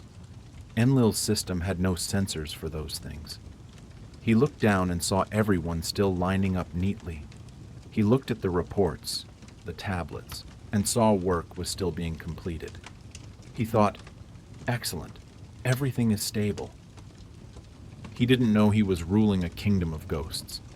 This is the fatal weakness of every dictator. They believe silence equals consent. Wrong. Silence is often the sound of sharpening a knife for the final cut. While Enlil was sleeping on fake victory, Enki, the mechanic in the basement, was more awake than ever. Enki understood the difference between compliance and devotion. The deep waters reacted to the imbalance long before words formed. Pressure changed. Flow slowed down. Paths bent. Enki saw the world shifting itself, not against order, because resisting would cause noise, but moving away from it, like water finding a way through cracks in a dam. Water doesn't punch the dam. Water just quietly finds another exit. And when it finds it, it sweeps everything away. This slow movement is extremely important, because when the foundation below, balance, the people's heart, starts to pull back, the structure above, law's government, suddenly becomes unsteady. It loses its fulcrum. And when losing the fulcrum, what is the first reaction of order? Tighten harder. When Enlil and his bureaucracy started feeling the drop in efficiency due to silent resistance, they panicked. Tasks taking longer, issue more regulations on time, orders followed but lacking enthusiasm, increased surveillance, faith fading, organize more mandatory rituals. This tightening only made things worse. It exposed the truth of how fragile the system's certainty had become. The tighter you squeeze a handful of sand, the faster the sand flows through your fingers. The clay tablets record this phase like a glitchy, slow-motion film. The world felt offbeat. Rhythm was broken. Everyone still repeated the words, still followed the signs, but their hearts were no longer there. The whole civilization operated like a rusty machine, grinding, heating up from the friction of reluctance. This feeling spread, persistent, impossible to erase. It was the smell of the end.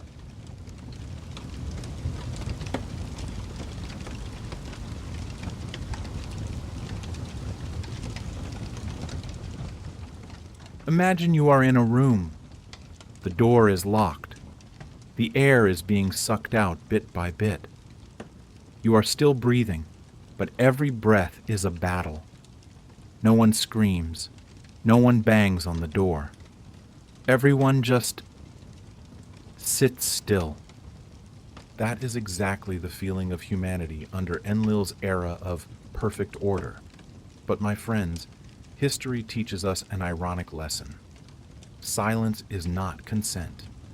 Silence is the sound of loading a gun about to misfire. Today we will peel back the flashy shell of the ancient gods to see what is rotting inside. When the system tightens the noose and humans start learning how to disappear right inside their own bodies. Look down at the streets of this ancient civilization. What do you see? Tidiness? Yes. Cleanliness? For sure. But look closer. Signs are bigger. Rules repeat more often. Expectations sharp as razors hang over every citizen's head. Under Enlil's rule, pressure didn't need to be spoken. It permeated the air. Humans moved cautiously, as if the ground were made of thin glass. Words were carefully molded before being uttered, bland and harmless. People even felt like their own thoughts were being scrutinized by some invisible eye. But this is when resistance shifted to a form scarier than riot. Internal distance. You nod in obedience. Your hands work. Your feet walk. But your soul has stepped back, hiding in a dark corner of the mind. You comply, but inside you have completely detached from this reality. And believe me, for a dictator craving absolute control like Enlil, This detachment is more dangerous than any rebel army, because you cannot imprison a person who is no longer really there. Enlil, the god of order, reacted the only way a control freak knows how. Squeeze tighter. He saw silence and mistook it for stability. He believed that if he built higher walls, carved deeper laws into stone, balance would return. But Enlil forgot a basic law of physics. Balance cannot be forced. It can only be allowed. Meanwhile, Enki, the god of wisdom and flow, was observing from below. Enki didn't look at the skyscrapers. He looked down at the footing. He felt the groundwater rising. Imagine the world right now like a balloon being overinflated. Order above pressing down, chaos below pushing up, and humans, poor creatures trapped in the middle, stretched out like a rubber band about to snap. The ancient clay tablets describe this phase with a spine-chilling phrase, unsettled, not yet broken. Nothing has collapsed yet, but nothing is standing firm. Silence fills the void where faith has died. Humans no longer looked up to the high sky to pray. They looked down at the ground. They listened to the groans under their boot heels. Enki knew the time had come. He didn't need to call for an uprising. He didn't need to paste propaganda posters. He simply did the most dangerous thing to a totalitarian system. He allowed reality to happen. Enlil's system of order had become too rigid, and what is too rigid cannot bend, and what does not bend must break. Enlil still naively believed that control would bring peace, but that fake peace was about to be torn apart. You think when pressure breaks it happens gradually? Or a big explosion? No. It comes without warning, no fire falling from the sky, no trumpet of the apocalypse. It starts with movement. The deep waters beneath the earth, after days of being suppressed, suddenly shuddered. No longer bending to endure, they pushed back. The ground reacted. Cracks widened. Rivers arbitrarily changed course, disregarding the gods' urban planning. Humans felt the vibration under their feet before their eyes could see it.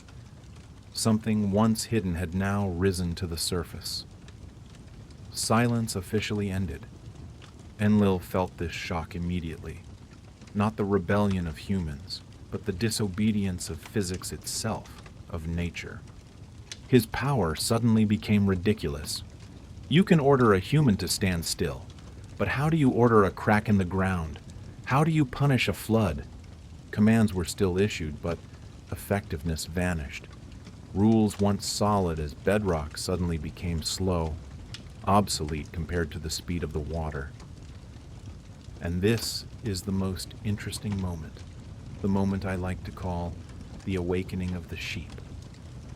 As the ground continued to crack, humans began to feel something extremely paradoxical. Relief. Fear was still there, yes, but it mixed with something new. Room to breathe. The collapsing structure created gaps, and through those gaps, light and air rushed in. The pressure weighing on their shoulders suddenly became lighter, looser. They realized that power is not eternal. Walls are not immutable. They moved not because of Enlil's orders anymore, but because the ground beneath their feet allowed them to do so. Choice quietly returned. Enlil reacted in the panic of one losing control. Build higher, scream louder, use more force. But the world was no longer listening. His noise became hollow against the low growl of the earth. Enki maintained a frightening calmness, not attacking, just watching balance correct the mistakes of extreme control. The conflict was no longer in the shadows or whispers. It had manifested right under everyone's feet. On one side was Enlil with soaring but cracking towers. On the other was Enki with chaotic but vibrant waters. And humanity, for the first time in centuries, was forced to stand before a fork in the road. When innocence leaves the world, how will humans pay the price for their choice? Do you think when two giants fight, the ant in the middle gets freedom, or is simply crushed in a different way? The answer lies in the coming division, a division that doesn't use swords, but is strong enough to tear apart the soul of an entire civilization.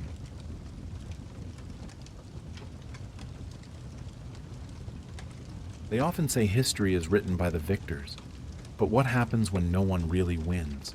When the war doesn't end with trumpets of triumph, but with cold silence between neighbors? Welcome to the Phase 1 call, The Great Divide. It is no longer gods fighting in the high heavens. Now, the war has moved to every family's dining table. This phase doesn't spill blood immediately, but it kills something more precious than life: innocence. And let's see what the world looks like when humans are forced to pick a side. Become a cog in a perfect machine, or become a branch drifting in a flood. This conflict is strange in that it doesn't use swords. It is a war of lifestyles. In one corner of the ring, we have Enlil's Order faction. Their slogan, silence, control, submission. There, safety is guaranteed as long as you never ask, why? In the other corner, Enki's Balance faction. Slogan, movement, liberation, adaptation. There you are free, but you must learn to swim because the flood can come at any time. Humans stood between these two forces not with reason, but with the feeling of their bodies. They felt the ground beneath their feet. The ground answered faster than the king's commands. Water responded faster than laws. And once your body has realized this truth, that the world is alive and breathing, you cannot trick it into returning to being a statue. Even when those in power cover their ears, reality still screams. The moment choice stepped in, innocence packed its bags and left. Can you imagine? Neighbors who used to share the same loaf of bread now looked at each other like strangers. Not because they hated each other, but because they lived in two different realities. Some, too terrified by the shaking of heaven and earth, ran deeper into Enlil's arms. They tightened the rules, hoping obedience would buy safety. They looked at the others like madmen, people inviting chaos. Conversely, those following Enki moved closer to the earth and water. They trusted the signs of the wind more than the promises of officials. They looked at those in the Order faction as willingly blind people. Trust became selective. The silence between them became heavy as lead. The ancient clay tablets do not describe this scene with fire or swords. They describe it with distance. Invisible lines were drawn right in the heart of the city. You didn't cross that street anymore, not because there was a barricade, but because you no longer belonged there. And the Anunnaki? They also felt this crack. Enlil's authority was still there, looming, but it no longer covered everything. It was limited. Enki's balance was still there, but not welcomed everywhere. The world was no longer unified. It was a patchwork map of zones of control and zones of adaptation. Over time, the scariest thing happened. Abnormality became normality. Division turned into habit.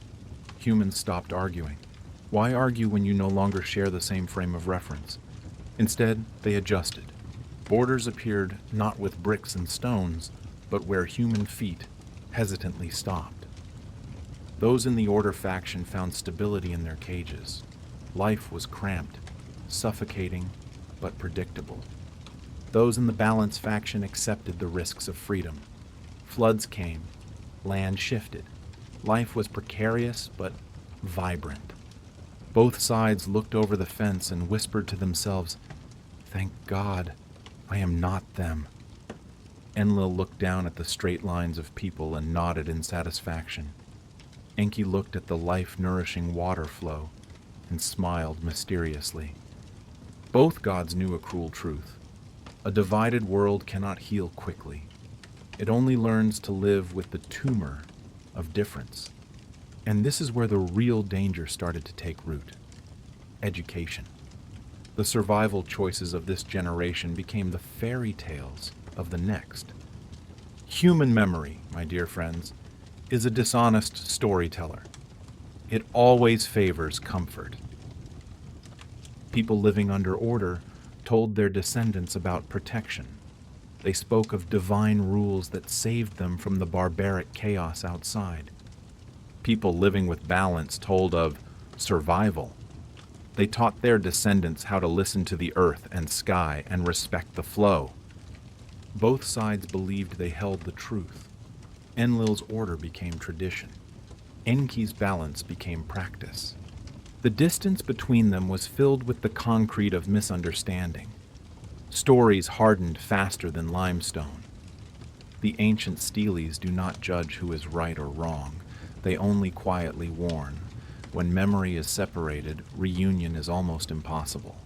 New generations grew up in separate boxes of truth. They inherited beliefs they never got to choose. They hated the other side, or feared the other side, not because of actual experience, but because that was what they were taught at dinner.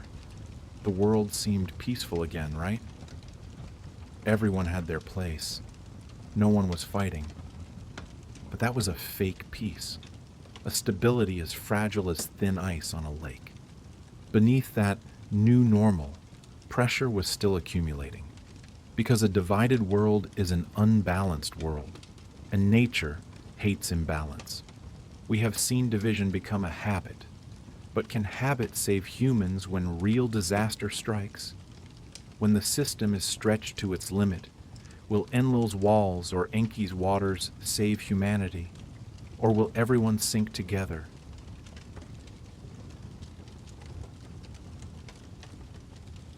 Tick-tock, tick-tock.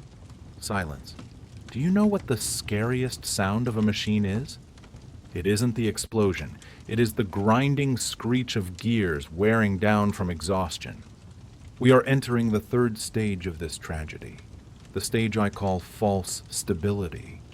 The world has been split in two, and humans, oh, those wonderfully adaptive creatures, have learned to live with that tumor. They call it normal. But my friends, in this universe, the cost of division always comes with exorbitant interest rates, and the payment deadline has arrived. No thunder, no immediate cataclysm, just exhaustion. A fatigue spreading from the depths of the earth up to the thrones of the gods. Look at society right now. Everything looks fine.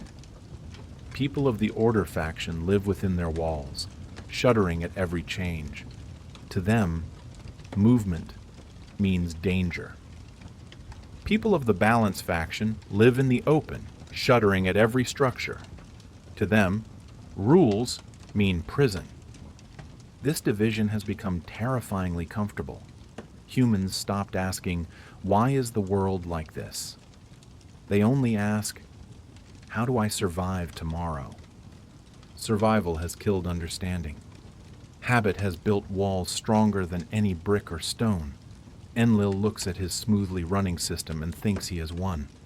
Enki looks at the maintained balance and thinks he was right. But both have lost one important thing: the ability to listen. And when you cover your ears to the other side, conflict doesn't need anger to return. It just needs time to fester. Then that moment arrives.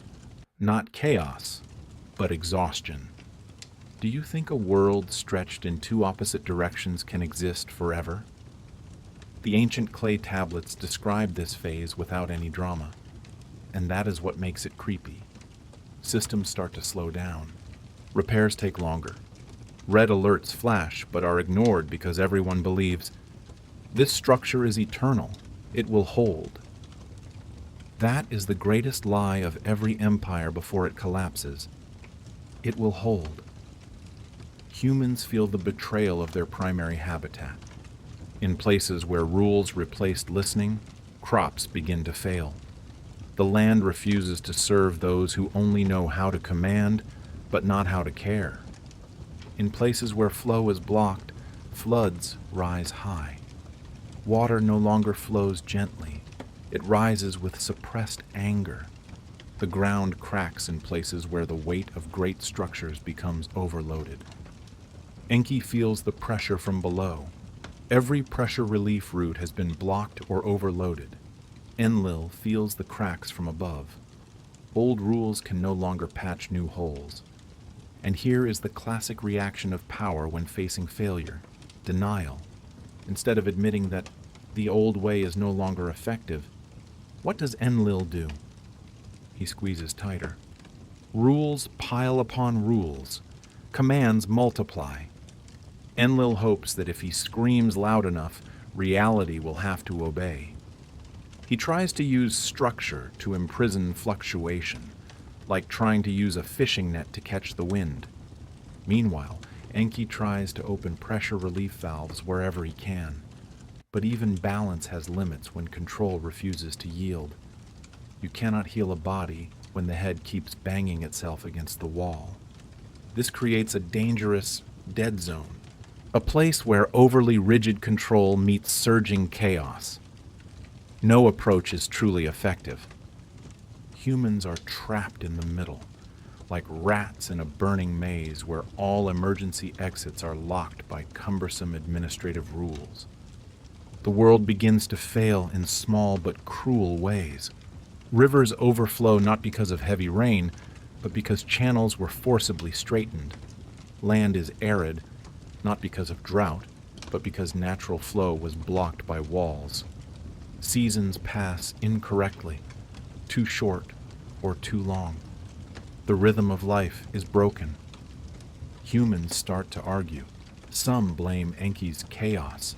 Others blame Enlil's dictatorship. But the land does not care about politics. It doesn't care who is God, who is king. It only reacts to pressure. Physics is the fairest and most ruthless judge. And when pressure has nowhere left to go, the tablets record the deep sadness of humanity. Every sign was right there before their eyes, but blind faith blindfolded them. They believed in stability more than they believed in their own eyes. But there is a change in the air. Fear is transforming. When humans realize the gods are confused, when they see rules become useless against floodwaters, fear turns into preparation. They no longer wait for salvation. They start packing their bags. We are standing at the threshold of total collapse. Exhaustion has reached its peak. Enlil's system is like a dam with thousands of tiny cracks. He is trying to use his fingers to plug each hole one by one. Enki is standing watching the water rise, knowing that the moment the dam breaks is inevitable. What do you think happens when denial collides head-on with reality? When the illusion of control crumbles, where will humans go?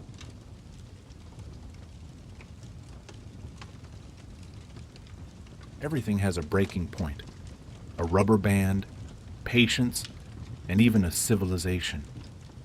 We saw them build, saw them divide, and saw them try to deny reality.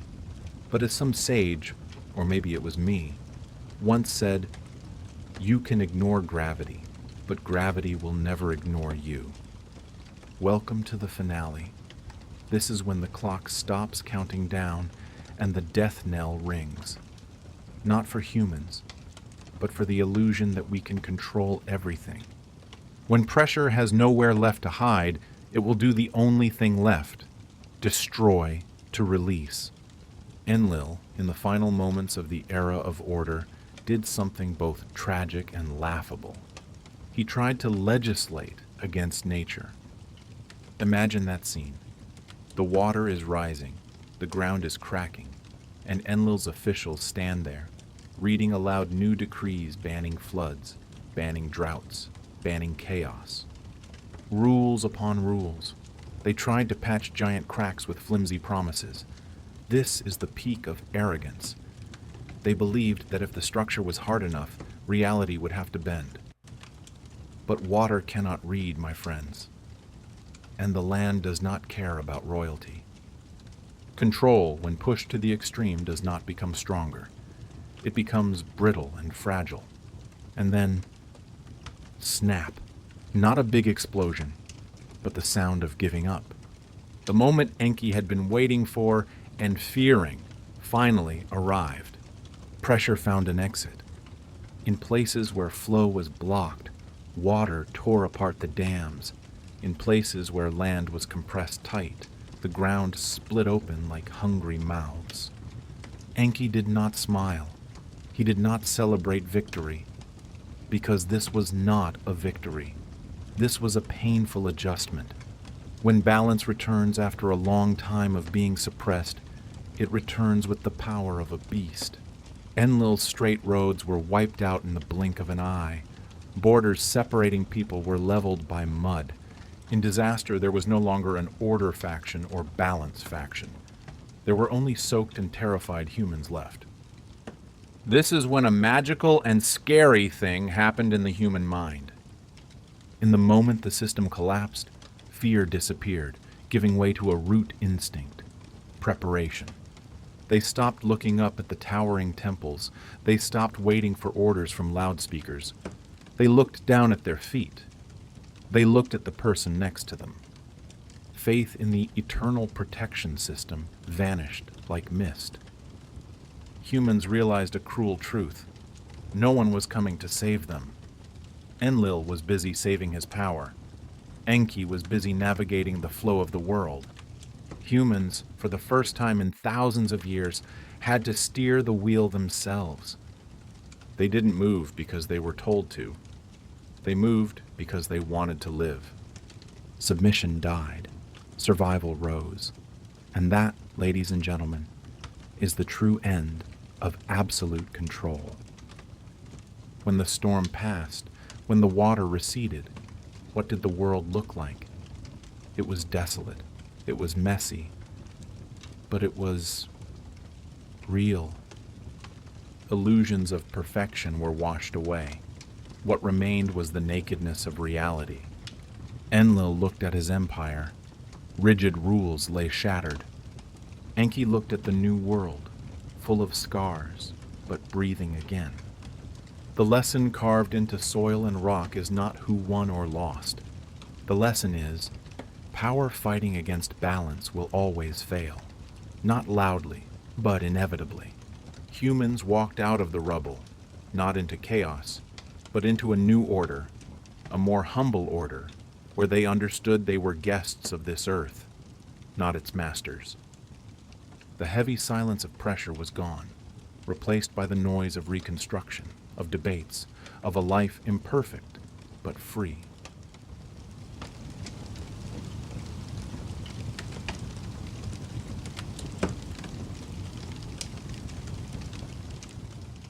Look at this balloon. It represents your world, your fragile safety. You keep blowing endlessly, because you think it can take it. But this universe has a cruel rule that no god or emperor can change. Nothing can carry infinite pressure without changing shape. And when that change comes, it doesn't knock on the door to ask for permission. Or worse, it will make your world explode. We often think the apocalypse will come with trumpets, fire from high heaven, or some villain pushing a red button. So dramatic, so Hollywood. But the truth? The truth is boring and much scarier. The world doesn't scream in anger. It groans from fatigue. At this stage, Earth behaves like an old, neglected machine. You wake up, look at the ceiling, and ask yourself, what the hell is going to break today? Water, the great traitor. It disappears from rivers burning with thirst, but looms in your basement. It comes where it shouldn't, and leaves where it is needed most. The ground beneath your feet. It no longer feels solid. It trembles. It seems to want to tell you, hey buddy, I can't hold on anymore. The ancient tablets describe this phase not with fear, but with a cold understanding. No one cried. They just looked at each other and nodded. Yeah, it's time. Because the world is refusing to let go, while pressure is whispering in its ear, you will have to change, whether you want to or not. Let me introduce the two main characters in this tragedy. Two guys standing watching the ship sink. First, Enki, the mud-stained engineer. He stands down low, right where pressure is tearing apart the geological layers. Enki isn't praying. He is calculating. If Enki could talk to you right now, he would say, "Look, the universe's plumbing is broken. We can't patch it forever. Let it break, or we all die together." He feels every break point, every crack. He knows that balance is trying its best, but it is losing. And then we have Enlil, the supreme CEO in the ivory tower, the lawgiver. Enlil looks down and realizes a truth no leader wants to admit. The rules are dead. Can you imagine the dialogue in his head? "I ordered the river to flow straight. Why does it bend?" And reality answers, "Because of pressure, sir. Your laws only act to delay, and time is up." Enlil doesn't feel guilty. He feels urgency, a panic carefully hidden under a shell of authority. Both gods know the game of keeping things fixed is over. And humans? Tiny creatures stuck between gods and the shaking earth? Don't underestimate them. We are animals with an excellent sense of smell for disaster. You know that feeling of goosebumps when walking into a room with a murderous vibe? That's it. They don't need the weather forecast. They don't need announcements from the government. They start hoarding food. They call relatives, "Come home, right now." Why? Don't know, just come home. They mark safe places, not because they know what is coming, but because they feel the world taking a deep breath to prepare to shift. And here is the cruelest thing I have to tell you. When the world shifts, it doesn't care if you've paid off your bank debt. It doesn't care if you have plans to travel next week. It simply acts. It is a giant beast turning in its sleep. And who survives? Not the strongest, not the richest, but the one who knows how to adapt. The one who knows that when the wave hits, you don't try to block it. You have to surf it. Shh. Do you hear it? No. Exactly. That is the sound of waiting. The final pressure doesn't come like a punch. It accumulates like a held breath. Too long, too tight. Your lungs feel like exploding, but you dare not exhale. The world pauses. In this moment, every argument is meaningless. Left or right or wrong, money or love, all thrown in the trash. Humans stop guessing. They just wait. The air thickens like jelly. Movement is sluggish, like in a nightmare. Even sound sounds distant, as if echoing from the afterlife. Enki is standing there, hand touching the pulse of destruction, knowing the barrier is about to collapse. Not to kill, but so life can find a way out. Enlil stands on high, facing the naked truth. The old order is finished. Something has shifted. A brutal understanding between God and man, that what happens next is chosen by no one. It will happen, and the world will change shape. Not into meaningless chaos, but into whatever is left after this pressure valve blows.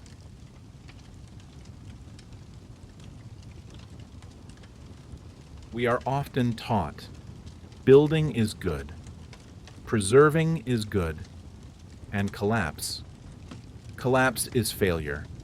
It is the apocalypse. It is the end. But let me ask you a question. When a caterpillar tears apart its cocoon to get out, is that destruction or a beginning? To the cocoon, it is a disaster. To the butterfly, it is inevitable. Welcome to the liberation. And believe me, it is not like what you imagine. When the inevitable strikes, we humans, drama addicts, usually wait for a spectacular show. Fire from the sky, earthquakes splitting continents, God's punishment because we accidentally stole an apple or forgot Sunday Mass. Drop the ego, my friend. This universe doesn't care enough about your morality to punish you. The original content is very clear. When the final liberation comes, It is not manifested as fire or punishment. It is manifested as change. Taste that word, change. Sounds gentle, right? But that is the scariest thing. Pressure leaves, roads open up, not because someone ordered them open, but because the wall blocking the way could no longer stand it. The world reshapes itself silently. It doesn't ask who is ready. It doesn't care if you bought home insurance. It asks only one single question. Where will the pressure escape? And when it finds the exit, it flows through there. Cold, decisive. Life goes on. But it is different. Slower, wiser. It is like getting fired from a job you hated to the bone but didn't dare quit. At first you panic. You think it's a disaster. But then, you realize you have just been liberated from the cage you locked yourself in. This world is the same. It is firing the old orders. Back to our two old friends, Enki and Enlil. Imagine Enki standing down low in the mud of reality. He isn't trying to rebuild the breaking dam. He is observing the flow. He senses every path forced to open, not to destroy humanity, but to allow humanity permission to survive. Enki understands that sometimes, to save the patient, the doctor must amputate the necrotic leg. Painful? Yes. Necessary? Absolutely. And Enlil, the god of order on high? This is the most tragic moment of a ruler. He stands facing a truth his system was never programmed to handle. Eternity is a lie. Between the two of them right now, there is no argument. No board meeting to vote on whether to let the world collapse or not. There is only a shift, not consensus, but understanding. They look at each other and know what comes next will not be by choice. When you hold a cup of hot water too long, you don't choose to let go. Your body automatically lets go. This world is the same. It is letting go of Enlil's control to fall into the chaotic but vibrant arms of Enki. And this is where the story becomes interesting for us, mortals stuck in the middle. The ancient tablets do not write about heroes standing up to block the flood. Those guys are all dead. Their tombstones might be nice, but they are still dead people. The tablets describe survival. Those who listened existed, not because they were stronger, but because they moved when the world moved. Carve this into your bones. When the ground shakes, the most rigid structures, the skyscrapers of arrogance, the rigid dogmatic systems, will be the first to fall. Why? Because they don't know how to bow. They try to fight against the force of the entire planet. An uneven battle. But water? Water finds new routes. Land stabilizes in a new balance. And humans? The survivors are those who don't try to keep the burning house. They are the ones who pick up their backpacks and follow the flow. They survive by leaning into the liberation, not by standing up as heroes against it. In the age of collapse, being smart and cowardly is sometimes more useful than being stupidly brave. So what is the lesson here?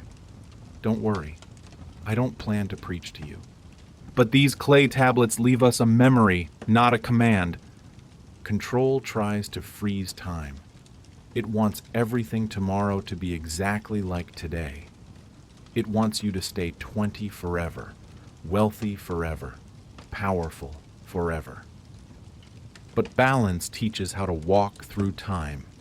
If this story makes you uncomfortable, good. It should make you uncomfortable. If it changes how you look at power, at the order you are worshiping, then congratulations, you are starting to understand. Don't look for answers here. I am not your guru. Look for questions. And before you turn off your screen tonight, sit with this thought.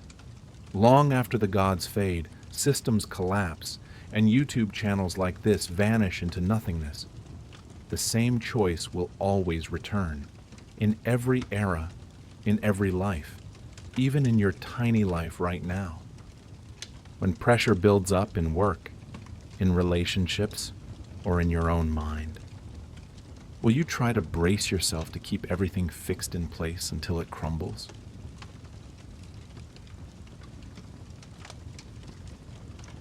Hey, do you feel it? This strange weightlessness? Like when you just stepped out of a loud rock concert at 2 a.m. and your ears are still ringing, but the world around is creepily quiet. The world now feels quieter, not because it is dead, but because the convulsion has passed. What needed to break has broken. What needed to drift has drifted. Everything that needed to move has finished moving. The ground is resting, like a boxer who just went through 12 rounds of life and death. The water flows again, but look closely. It flows slower, softer. It no longer carries the pressure of destruction. It carries memory. Observe the survivors. In blockbuster movies, this is when the main character stands on a high cliff, heroic music swells, and he declares a new era, a new world order. But reality? Reality is much more naked and humble. Humans walk carefully through this changed land. They touch the rock to confirm it is real. They listen to the rivers to relearn the language of water. They are learning new paths with the patience of a toddler learning to walk. No one declares a new beginning. Why? Because beginnings don't need permission, and they certainly don't need cliché speeches. They come simply because survival continues. The ancient clay tablets leave us a cold truth that historians often miss. They do not record victory. They do not record defeat. They record continuity. You don't beat nature. You don't lose to it either. You simply are still here. And believe me, in the universe's game, still being here is the biggest prize. In this quiet space, the gods suddenly become sparse with words. They no longer scream thunder or issue harsh laws. They observe. Enki, our romantic engineer, is still near the water. He is feeling the rhythm return. He is satisfied because he knows that chaos will eventually find its own order, a natural order that no blueprint can describe. And Enlil? He stands afar, observing a world that no longer keeps its old shape, the shape he tried to defend with his life. He is like an old captain watching his old ship being dismantled to build smaller, more flexible rafts. No more absolute control, no more rigid hierarchy. And between them, we humans have changed. Before the storm, humans lived as pieces in a system. You were a screw, you were a brick. You had a fixed position, and if you moved, the system would punish you. But after the storm, we are no longer pieces. We become listeners, observers. The survivors are not blind conformists. They are those who know how to read signs. They remember the pressure. They remember the silence. And most importantly, they understand a truth so simple it is scary. When the world speaks, it doesn't scream. It moves. Think about that next time you see the stock market shake, or when you see cracks in your society. Don't wait for a scream. Don't wait for an official announcement. Screams are only for the dead. Movement, even just a slight shudder of the ground, is a signal for the survivor. Those who recognize movement early, they will survive without needing control. They surf with the flow, while others are busy building breakwaters. But the story doesn't end here, because history is a persistent ghost. It likes to repeat itself, and those tablets, they are hiding a final warning for us. Do you want to know why these stories persist for so long?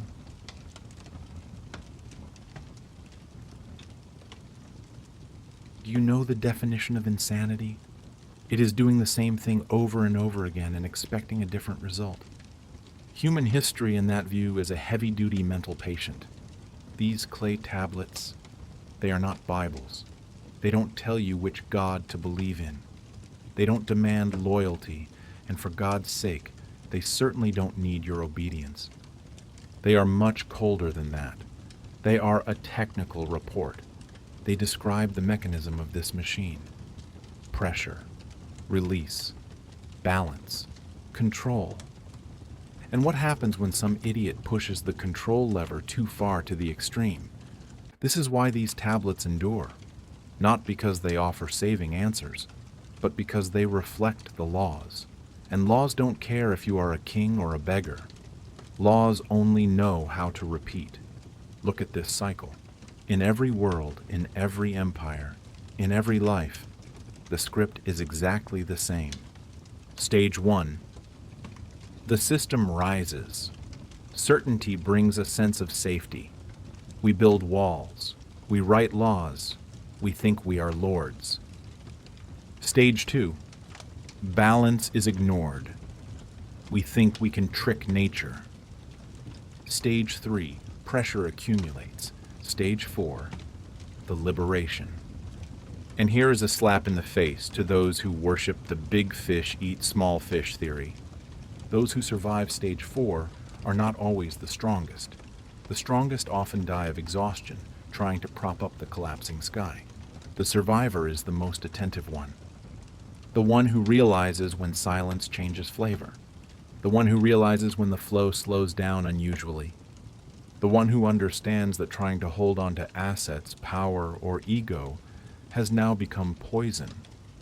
This is not just the story of the gods Enki or Enlil. Don't be so naive. It is a mirror kept silently in clay, waiting for every generation to look at themselves in it. Have you ever wondered why stories about the Great Flood, about collapse and rebirth, appear in every culture, every era? Not because our ancestors lacked imagination, but because those are cycles the human mind recognizes by instinct.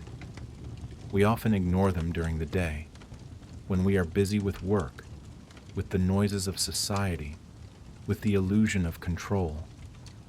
But we return to them at night, when the world slows down, when the noise fades, when you toss and turn looking at the ceiling and hear the silent signals you tried to ignore. The feeling that keeping everything together forever is impossible. That release is not failure, and that survival. Oh, survival. It comes from knowing when to move, not when to rule. And so we come to the finale. I will not give you a happy ending. I will not give you answers either. The tablets do not tell us what to do. They ask us, what are you ignoring? What are you trying to hold on to long after it should have drifted away?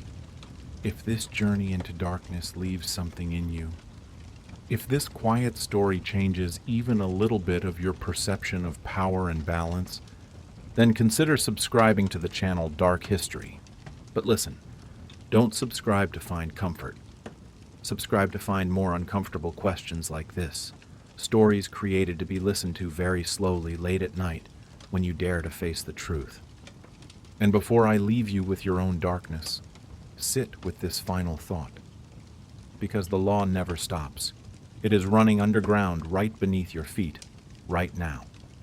Next time pressure builds up in your world, in work, in family, in your own soul. Next time certainty feels too tight like a straitjacket. Remember, balance does not scream, it shifts. And the question for you, future survivor, when the world around you starts to tense up, will you listen to find a way to control it? Or will you listen to find balance again? The choice is yours, but choose quickly, because the clock waits for no one.